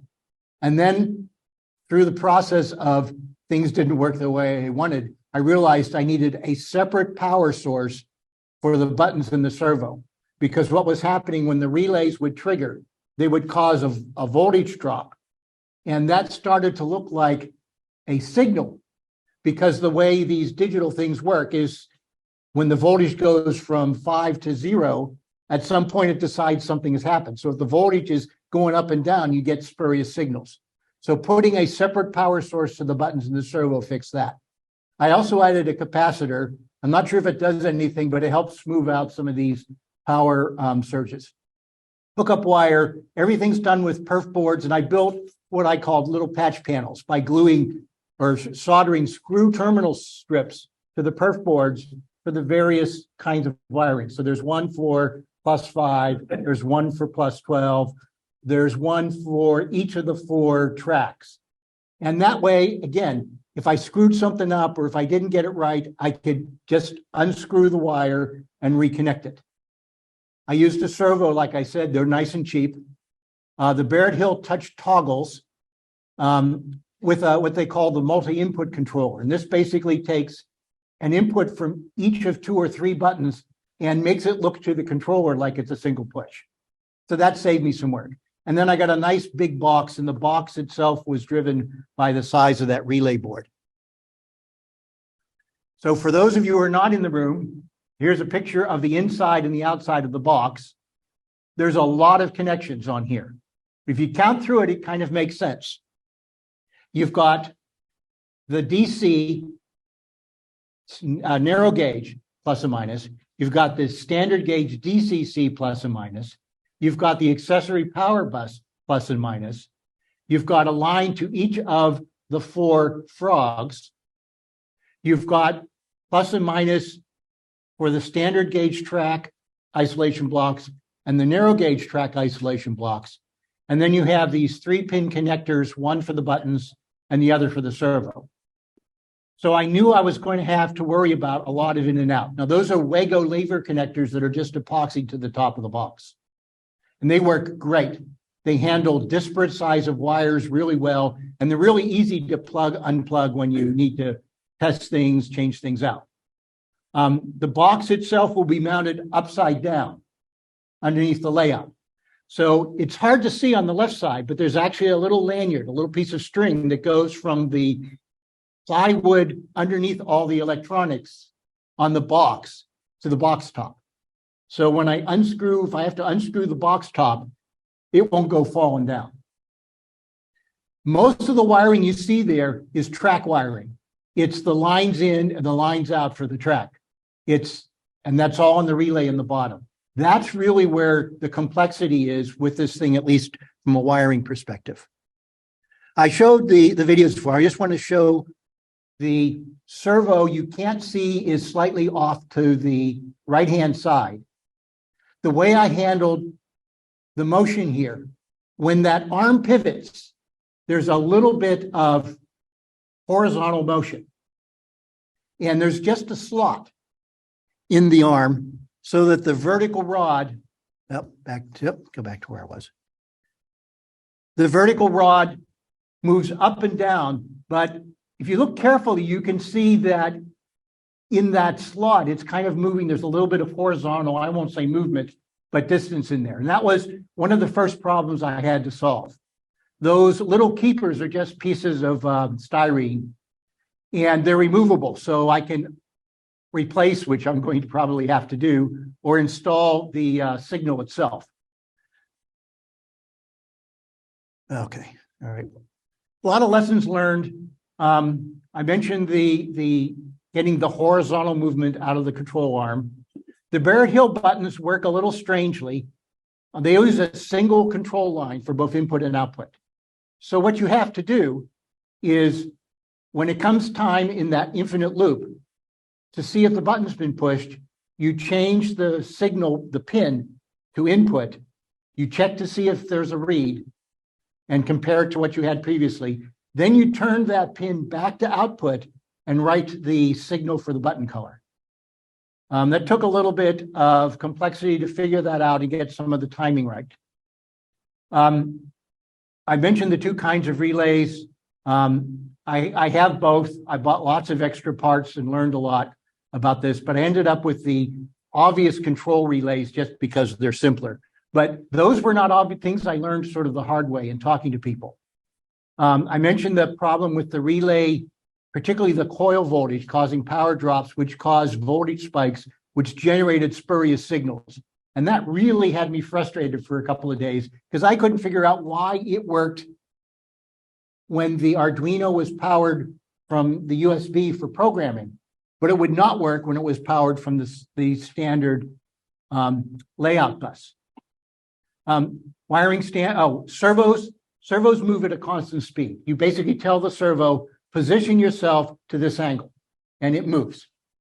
Now, if you want a nice slow movement, what you have to do is move the servo 1 degree, which is its minimum movement, spin for a while, twiddle your thumbs, move the servo another degree, twiddle your thumbs. And I set that up in the program so that I basically tuned it to where I thought the servo was going slow enough to move the ball at a reasonable rate. Wiring standards are important, but following them is even more important. And if you put 12 volts into a 5-volt device, the magic smoke comes out. I went overboard, but it was a good thing. I had, I think, extras of everything, and I ended up needing an extra relay board. And somehow I think I messed up one of the Barrett Hill buttons. I have to replace that. And I mentioned those Wago lever connectors. Those are used all through my layout for any time I have to do a connection that I might have to undo. I had a lot of help from people on the railroad forums, especially early on, trying to figure out how to get that purely vertical motion out of a servo. Kevin Hunter at Barrett Hill. This works only because Kevin kept on helping me. I'd send him a message saying, it's not working and I don't know why. He'd come back and say, well, try this. Oh, okay. And then finally, I want to dedicate this to Don Ball. Some of you may have met him. He was up for Tour de Chooch a couple years ago. He passed away suddenly, unexpectedly, about a year ago. But Don and I had talked about this. Don was a mech engineer. So the first guy I talked to, I said, can this be done? Was Don. And this is, the Ball signal is dedicated to the late Don Ball. We reached a milestone in our layout in Union earlier this year, where we realized it's been 10 years since we started this layout. And this is kind of a trip back in memory lane for some of the people. And it's always kind of surprising. I guess the same thing happens to your home layouts or whatever, that you start looking at the things that were done and you kind of amaze yourself at how quickly things did change. So to put this presentation together, I had, John mentioned, take a lot of pictures. Well, I probably went through 3,000 or 4,000 photographs in the past week and a half to try to come up with this. And I'm going to try to go as quickly as we can to go through them. I didn't show all the photographs. I tried to pick a sampling, and there's a lot of stuff I couldn't even cover. Huh? Not 1,000, maybe 300 or something, but anyways, so this is what the museum kind of looks like today. There's all kinds of stuff there, and you can go and visit that after the meeting today as well. This is what it looked like 11 years ago, roughly. They had acquired this building, and they had to do a bunch of restoration in it. You can see the walls, a lot of rot and stuff like that you end up seeing. You'll notice it had a stairway to get in on the end.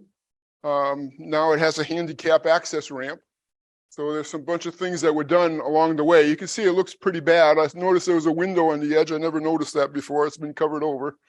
So this is what the inside looked like. Okay, I'm moving around. This is what the inside looked like. You notice the floor. That's the original scale that was there in 1862. That building was built in 1875 originally. That's a yellow pine floor. They were hoping to save the floor at one point. They decided that was not a good idea, so they covered it all over and then just put nice floor tiles over it. So now we get a nice clean environment, which is important if you're designing a layout. Cleanliness of the floor relates to cleanliness of your layout. So this is Bill Gaver. This is actually in 2012. I find it interesting because a lot of times people say, well, how do these things start? Well, I'm guarantee the Bill Gaver was pretty instrumental in getting this started. Here he is presenting the concept for what they wanted to do in this building. And you'll notice there's still no sheetrock on the walls. And he's got generic square rectangle things of where the layout should end up going. And behind him are some copies that were taken from the B&M Historical Society to show what the actual track plans look like at that time, or actually 1914, but it was pretty close. So this is pretty much what the layout looks like today. And people look at it, and it's kind of amazing. It is a museum diorama style, but it works. Tons and tons of details. We're at installing the rivets. You know, it's kind of an interesting observation that I make. So now all the little details like Jim talked about and all that, we're at that point. So we tried to have a very clean environment. Okay, that's one of the things Bill was after. So this is actually about 1.5 years old right now. So that's even changed since then. But you'll see, you look at some of the detail stuff in there. It's kind of like going back, and this is a little closer view of some of the scenes. It's kind of amazing to have seen it in 2013 and seeing it the way it is now, and you kind of forget. But I wanted to show a couple modern photographs and some of the details there. This is the roundhouse. Before it was actually set in the ground. It's been set now, but so this is going back to actually December 2012. And just about, I was involved a little bit in that. I told Bill I was willing to build a model for the layout, and it was just tiny stations. So that's what I had agreed to do. And I was actually working on that model while this was going on. So they put in the bench work, and they wanted it to be open. So these are engineered beams. They're like wafer board with all glued up pieces, and that allows us to have very few legs underneath, which is very helpful with handicap access and working on the layout. It's kind of interesting to see that, like the photograph on the right, how very simple that looks. You know, and you can see now they're still working on the floor, but it's not done. They've put that underlayment. Here's again the other view of the other side. Now they've put the risers up on the top where the actual sub-road bed's going to go. But this is still a while back. So then looking at it, they decided they were going to model 1909. It's pretty significant. There was a major fire in 1909 in September. So we're modeling 2 weeks before that fire. And that whole area you're looking at actually all burnt in 1911, and then they moved everything to Dover, New Hampshire. So that's why 1909 was picked. This is a typical what those track plans look like. Those are actually, remember when the railroads all were required to do an inventory of everything? That was part of the work that was done at that time, 1914. So we've used those to develop the track plans. That one's at East Wakefield and Burleyville. This is what the track plan eventually evolved to. We have a staging area on one side, and then we have the 5 villages of Wakefield. Dave Sias and I did a lot of laying out some of the stuff. Dave was more operations oriented, and I was looking at the scenery parts of it. So we combined some things there. A few little mistakes were done, but it looks good. This is when the track was starting to be put in place. The way we did that is you can make track plans of different scales to really confirm that we had the right things. Is we actually put paper, that craft paper all over the layout, and then the turnouts and pieces of track we'll put in there to see if things made sense. You can see some of the lines that were put in there and the paper templates of that. That's the Union loop end over here. You'll notice there's not even a hole in the wall that goes into the staging area yet. There's some people working on the layout. You can see a little bit what I was talking about with the craft paper. By having that, you can not only, to me, it helps when you're planning your layout. Everyone thinks of the track and where it's going and all of that. But if you think of the scenic element at the same time, you want stuff that's going to look right when you're done. So knowing where the roads are going to go and the buildings and all of that kind of match in as well with that. And fortunately, the stuff we saw from the Boston and Maine showed the buildings as well, which was helpful to get the orientations correct. So here's a little more of the process. Now, the most important thing when you're doing this is to lay out the turnouts, where the turnouts end up going, get those in the right positions and stuff like that. So I'm going to go fairly quickly. You'll see one of the holes in the wall over there. That goes into our staging in the area near Sanbornville. I'm going to show something later on that's kind of interesting. So a lot of people were having fun with this thing, that we decided before the track went down, it was nice to paint the sub road bed. And so some of the ballast doesn't show or lifts up. You've got a color underneath that is more, you're not going to see homosalt or things like that. So that's why some of it is gray, some of it is black, depending where we thought the ballast was going to go. You can see that area with the roundhouse. I showed you a picture of the roundhouse a little while ago. And it's kind of interesting. In the picture on the right, we're getting ready for one of our first open houses that we ever had. The ones that see the layout right now, you can see, I find it interesting. It looks like you look at the schedule of things. 2013 was amazingly busy. I saw a coat rack picture in there, and there were like 5 coats hanging on the rack. And there were people working on wiring as well as the track at the same time. So 2013, 2014, a lot of work got done. As it's progressed, I've noticed that it seems like things are slowing down, but I think it's because we're getting into the details and the rivets, where you can put down a lot of track and things in a fair hurry. Bill was meticulous on making sure the track and thing was done correctly. The right kind of solder, the right kind of flux, things aligned and all of that. Because otherwise, if you don't get your track right, you're going to struggle forever. And it did good with this because the track, today we automate it and the track runs well. There's a couple little minor things, but they're minor.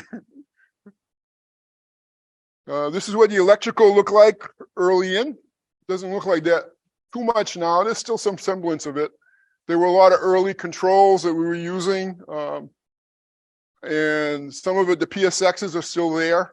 But we've simplified that as we learned more going along the way there. So it's just a historical picture of what the control. I look at some of the wiring and some of the things, you're in a hurry for some stuff and you shortcut things, but it can always be cleaned up later. I'm doing that on my home layout as well. There's a couple of people. Dave Sias is often underneath the layout here. I can recognize in the corner. Dave was instrumental in getting the stuff wired in that corner.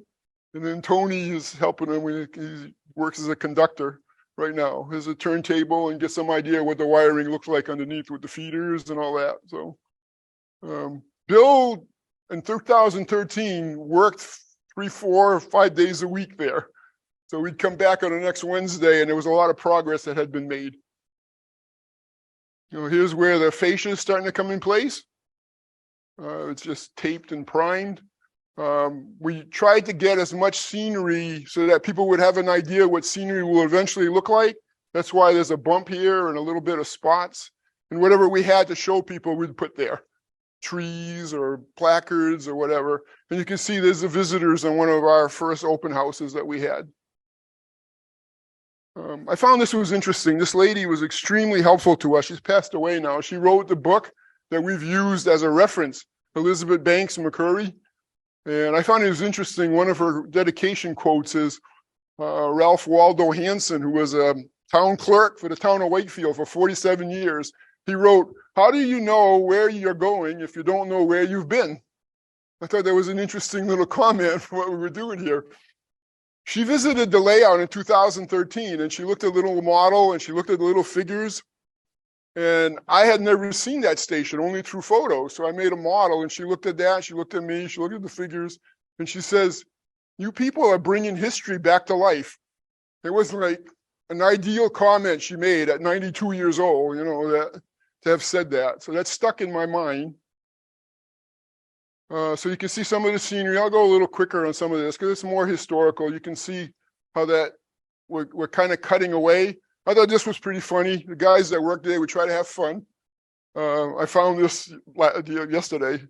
I'm looking at this little thing over here, and Ken White we had put these extruded foam, and with scraps we glued in there. He made little animals in there.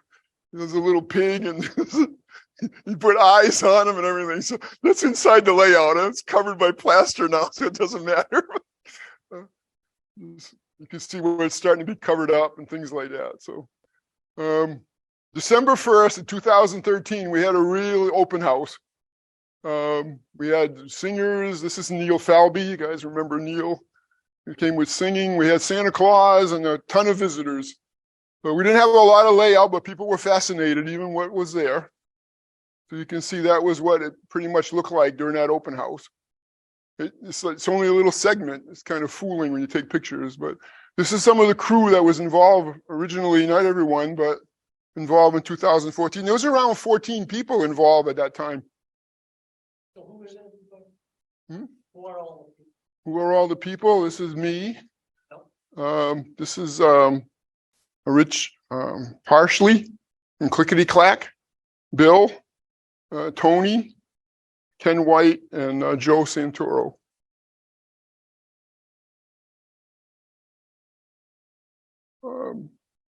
Here's the building, the roundhouse today, the turntable, and some of the buildings that have been added. What it looks like today. So it's kind of interesting. When you look at it today, it's kind of hard to imagine what went in behind it. So I'm going to take you through fairly quick what, when you see the finished product and how it ended up starting. You see where the turntable was, it was all handmade. I turned that on a lathe at home, cut that in and put a diamond mechanism on the bottom. Talking about your bridge. This is a brass fabrication for that bridge. And you have to be absolutely flat. And your center post has got to be 90 degrees and all of that, or it won't work. So it's hard to even see that stuff today because it's all been painted over and things like that. We were lining up the track work. So you want to make sure your track lines up with a laser going around on the turntable. So this is an interesting little story because I showed you that picture. Day after a hurricane, I had a visitor. A man came in, had a whole bunch of people with him. Turns out he had 3 generations with him. Never realized that he was related to James Tucker, this man right here. And that was his grandmother, Mary Brackett, who worked in the restaurant in the Sanbornville station. Do you remember the lady saying we brought history back to life? He wanted to show his kids what the railroad things were like, what his grandfather and his great-grandfather worked at. Well, we went beyond that. That was his great-grandfather's office. And I actually had him right on the bottom of it, the years he worked. He worked for the B&M for 55 years. His grandfather worked for 60 years, from the mid-1800s until like 1925.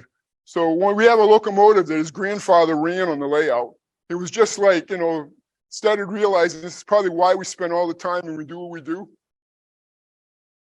This is a picture of his grandfather again. And that's a picture of what the real building looked like. This is a coal shed that Bill Gaver built. And in front of here, we got some help over here. Dave Emery built some of these box cars along the way. So we get help that comes from different directions. This is a Pioneer building, one of the smaller buildings that are there. A lot of scenery over here. Burleyville is most recognizable for a lot of people. There's waterways, the photo backdrop, and all that. But this is how it started. This is like just marks on a hardboard and the masonite. I mean the mason homosote. You can see the waterways being put in. Building that Bill made and some of the waters there. People are always fascinated with the Envirotex. You can see how that's shaped together, but it's kind of interesting as well to see. Okay, how many did I put in there? Okay, here's the photo backdrop. There's the sections that are painted, but most of it is photos that are actually real photographs of the area. That's the beginnings of working through the scenery, because now you don't see any of that. It's all like finished. Weaving the cardboard strips. Having fun. Trying to keep things clean. Plastering in the back, but you've got finished scenery in front of it? Yeah, because we had to put a little bit of it. We had to put a little bit of it for the visitors, to try to go through progress. So. Dyed your hair back then. I dyed my hair? No, I might have been bleached by the sun a little bit. It was only 10 years ago now. We age quick once you reach the 60. So here's the cardboard matrix. I'll go quick over here with just the gauze and the rocks coloring, and then there's ground material, some of the buildings. Then we had help. This was donated to us, and here's a couple of people. That's George Allen. We lost him last year as well. They're hacking through the model that was donated to us to make it water powered. And then we've got it installed in the layout. So that's still 2014. You think about it, we had only started about a year and a half before that. So you get pretty good progress. Grade crossings, this is kind of the details that start taking some time, but it makes the layout look really well. You got to go in and put in those individual boards and bevel them and things like that. This is where you're going to go visit if you come today. Main Street, Bridge Street, and Chapel Street. We made some grade crossing signs that match 1909. I think this is where it looks really accurate, but it takes time to do that kind of stuff. You can see it installed. The building that Bill Gaver made, the East Wakefield. This one, Dave Sias made this model, the freight house. In late 2017, 2018, Jay Elan started working with us. He loves making big buildings. That's what the bigger the building, the more fun he has with it. So here he is working, and he had made the Union Hotel, and he's working on the, we call it the Flatiron House. Used to be a post office, so that's his model. He also did the Union Station, and we was a joint effort here. He made the model, I planted it and added the details. So it was, you can see the Union Hotel in the back and the trapezoidal. So he made the Sanbornville Station. And then 2018, we had a little diversion. I know it's a little beyond what we were talking about. We decided we were going to build a Lionel layout for visitors to come in. I say it's a diversion. I've learned how to fix and work on Lionel trains. I know I never owned them when I was younger, but you learn stuff. So here is the board on rollers, and that's Paul Zayak. He models a Lionel. Verdonk family had donated us a whole bunch of stuff. And this layout was supposed to be fun. People can do whatever they want. And all of a sudden we had a dedication ceremony coming up. So all of a sudden we had a timeline to get it done. So we had like 6 months to build this layout. things you put yourself through. And here was the ribbon cutting. That Bob Verdonk, that was his father's trains and his trains when he was younger. He winters in Florida. So this is what the layout pretty much looks like right now. And then also I got my slide one mixed up, but that's okay. This is the wiring got simplified in around 2018 as well. Chris Oliver got involved. I went to visit his house. Remember, we had a And he uses train controller, and he came to our layout and he said, this is a perfect example for automating this. You know, you guys have such wonderful models. You need to model the trains and automate them as well. So we started that work. So now we use train controller. This is the switchboard from the computer. The trains all run automatically. So we got 5, 6 trains that run automatically. Now the visitors are all entertained. We just monitor it on our phone. The trains run per schedule. They do all the sounds, the speed changes and everything that you'd expect on a real train, real trains that would go through. So this is what it looks like on a cell phone. Kids are fascinated with this. They look at that and they're like, I had an engineer come one day. He works in CSX and Cherry Run. I gave him this. He ran a train interfacing with train controller on his own without any really training. He dispatched his own train, told train controller where he wanted to go. He ran the train through the whole layout and brought it back and put it right back where it belonged. He looked at me and said, it runs just like the real thing. I'm like, they must have done a good job with the software to have a real engineer say that. He says, the only advantage is I don't have to wait as long. He still had to wait because he was interfacing with all the other trains. So there was a bunch of rewiring that had to happen to do this. Some of these white lines over here are to get the current detectors, those CTC coils that are in there. But we were able to use the original wiring and just interface with that and make sure the coils were there to detect where the trains are. I'm going to skip this video. Okay. Some of the detailed parts, we're talking about Jordan kits. There's some of the stuff that we do. This stuff takes time when you build that. A lot of the work we do at home because you can't really go on a Wednesday morning and build a Jordan kit. Jay might be able to. Then these were brass wagons that I made because they used to haul a bunch of finished lumber in Burleyville. I thought that was important. The figures, when we first started in 2013, there really wasn't any figures. So what I did is I was using some, I think it's Hawk from 1950. So I painted one, just for curiosity, what it looked like in 1950. And then I modified them to make it look like 1910, you know, the bigger hat, the longer dresses and things like that.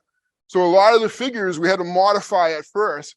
And then eventually, Andrew Stodden in England, he made HO scale turn of the century figures, the Edwardian, and we've been able to paint those and things are a lot easier. We got a lot more people now on the layout that are more accurate looking.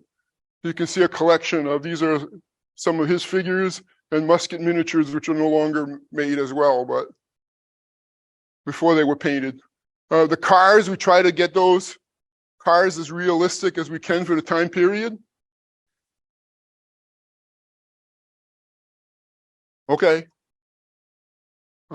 Here's a couple of, you saw that earlier, a couple cars that David made 5 cars for us. He made 10 at once. Remember, he presented that at one of our meetings recently. Okay, so these are the people we have working on things right now. You met everyone, Jay, Paul, Bob Verdonk, and myself again. So here's Ken giving a tour a while back. You can see how much fun it is doing the tours. You learn a lot. Visitors are fantastic. They really enjoy themselves. Here's a camera car going around, and people are just fascinated with the camera car going around, how realistic it looks.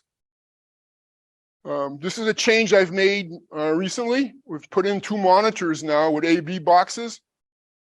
And what's nice with that, I got a second one I'm going to put over here, is I can now use a camera car and a stationary CCD camera in 2 places. So there's always some action going on. Whoever looks at this, they can see this and see what's going on. So right now we're working on trying to get more animation for visitors. It kind of brings it in more into the museum environment, where maybe a visitor can actually push some of the buttons and get things to what they want to see and what they want to do. Paul loves working on the Lionel layout. We're working on automating that right now. We've been putting push buttons with relay cards, with timers. So a kid can go up, push a button. I don't care how many times he pushes it, it locks out the button, similar to what Dave was just talking about. It'll run for 42 seconds. The horses go around in a circle, or the oil pump runs, or things like that, and then it'll stop. Once it stops, they can push it again and restart it, you know, the water tank and that kind of stuff. We're hoping to actually get the trains to also run for like 10 minutes, where someone can push a button and the trains will actually run. We won't have to actually be there to do that. So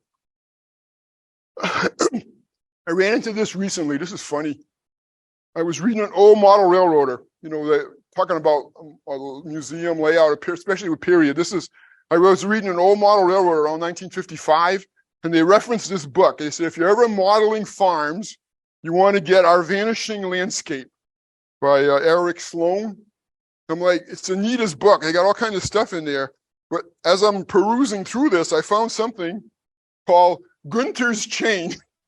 I said, this is absolutely amazing, okay? Gunter's Chain. The 66-foot chain, it's 100 links. The 60-foot chain defines most of the architectural parameters that we know about. I was absolutely amazed. It's like, so you got 80 chains, goes out to 1 mile. If you take 10 square chains, that's 1 acre. A quarter of a chain is a rod. And it turns out that chain, 66 feet, is typically the right of way for roads. So they have the road in the middle, but the rock walls and the fences were 66 feet apart. The railroads use 66 feet to identify the distance in their telegraph poles. Canals had a 66-foot right of way for the canal. So I got curious. I said, I did a little math and, simple math and said 66 feet in HO. So I made a Gunter's chain right here. So here's a Gunter's chain. And where they really used this for at one time, they had things called fence watchers. They still have them in Vermont. Paul says, he says, I knew one personally. I guess there's some regulation, you can only have so many fences. So they would actually have a 100-foot chain, and the guy would go and walk off your fence to see if you were within the parameters of the fence. So I thought it was interesting to put this chain in front of the rock wall. And what I also found interesting is when we were putting in the telegraph poles, I thought 9 inches was about the right distance. And from my fingers, that comes out to 9 inches. So when I was laying out telegraph poles, I would put one in, 9 inches, put another one. Well, 9 inches, if you did the conversion, comes out to just about 66 feet or 1 chain. So somehow you're better lucking into stuff sometimes. It's about 67 feet, but close enough. So, but you'll notice they used it for everything, city blocks, everything. So it's interesting little stuff you learn. In the same book, they show how to make gates in New England. Jim, you talked about different parts of the country had different kinds of gates. New England, they tended to reuse horseshoes. They smashed them into the wood thing here after they modified the ends, and they would slide a pole in there. Okay, so that's a model of it in HO scale. The little details that you see. The brass is still showing. I have to repaint that, but that's okay. Here's a gate installed and a fence right here behind the barn. Bill Gaver made that barn. We plan on automating that so we can have a horse pulling the hay thing coming up. There's a bunch of different projects we're going into. It leads me a little bit into it. One of the things I'd like to offer to people is there's a lot of stuff we learn and we have fun with, like docents. Bill Gaver, his wife and him have got some medical issues. He's taken a leave of absence. And right now we have almost like just about 3 people, and there'll probably only be 1 like this summer. So if anyone that lives around the area, if they're interested at all in either helping us on Wednesdays, or if there's something that strikes your fancy, or, we can show you, I've got little cards on how we do the docent things to show people. A lot of times, you learn a lot from it. That's one of the examples that I gave you over here. So it's just something to keep in mind if you're ever interested. I hope you come and visit after. So that's what I got. Whoops, I got my picture of my moose. I'm going to make a new pond over here with beavers. I temporarily put a beaver dam in there. I used roots from a sunflower. That's great stuff, by the way. If you have someone that grows sunflowers, pull those roots out. You can use it for anything, bird nests. But if you take little clumps of it and you pile it up, it makes a great hutch, a lodge for beavers. So I've got the mini Prince beavers. I've already put some in over here. They're not in this picture, but okay. We still need help. So we really need somebody to run the audio video stuff. So if we have an expert around, please step up. We don't have one in this room. I'm sorry, what? We do not have one in this room. You're probably right here. We need all together. Also, Jay Aylin's in France. He couldn't be here today. He's the activities coordinator. He could use some help. So he needs, somebody who's more savvy with the Microsoft tools than he is. So if anybody wants help with that. Upcoming events. So next Saturday, the Southern Maine Model Railroad Club, which is part of our organization, excuse me, is having their show in Westbrook. Next Sunday is the Hooksett Lions Club show. Paul Lassard and Nelson will be there working the show. Great Fall Model Railroad Club show, April 29th. Tage, you're going to be there, right? So that, if anybody wants to go to that and help out Tage as well. And then we have our next summer event, which is July 15th, tentatively at the Great Falls Model Railroad Club. We have the NER convention coming up. It's in Uniondale, New York. They have a big, I guess one of the big field events is to go down to Union Station. I guess they've done a whole lot of construction in Grand Central Station. Grand Central. So anyway, this is, we'll have a lot of clinics. I think there's 15 layouts that'll be available for tours and operations. So, mark your calendars and hopefully we'll have a few people going there. Okay, then today, we have two tours. One is the Heritage Railroad Museum will be open. We can run up there. What's it, about 15 minutes, 20 minutes? And then we also have Chris Oliver's layout. How many have not been to Chris's?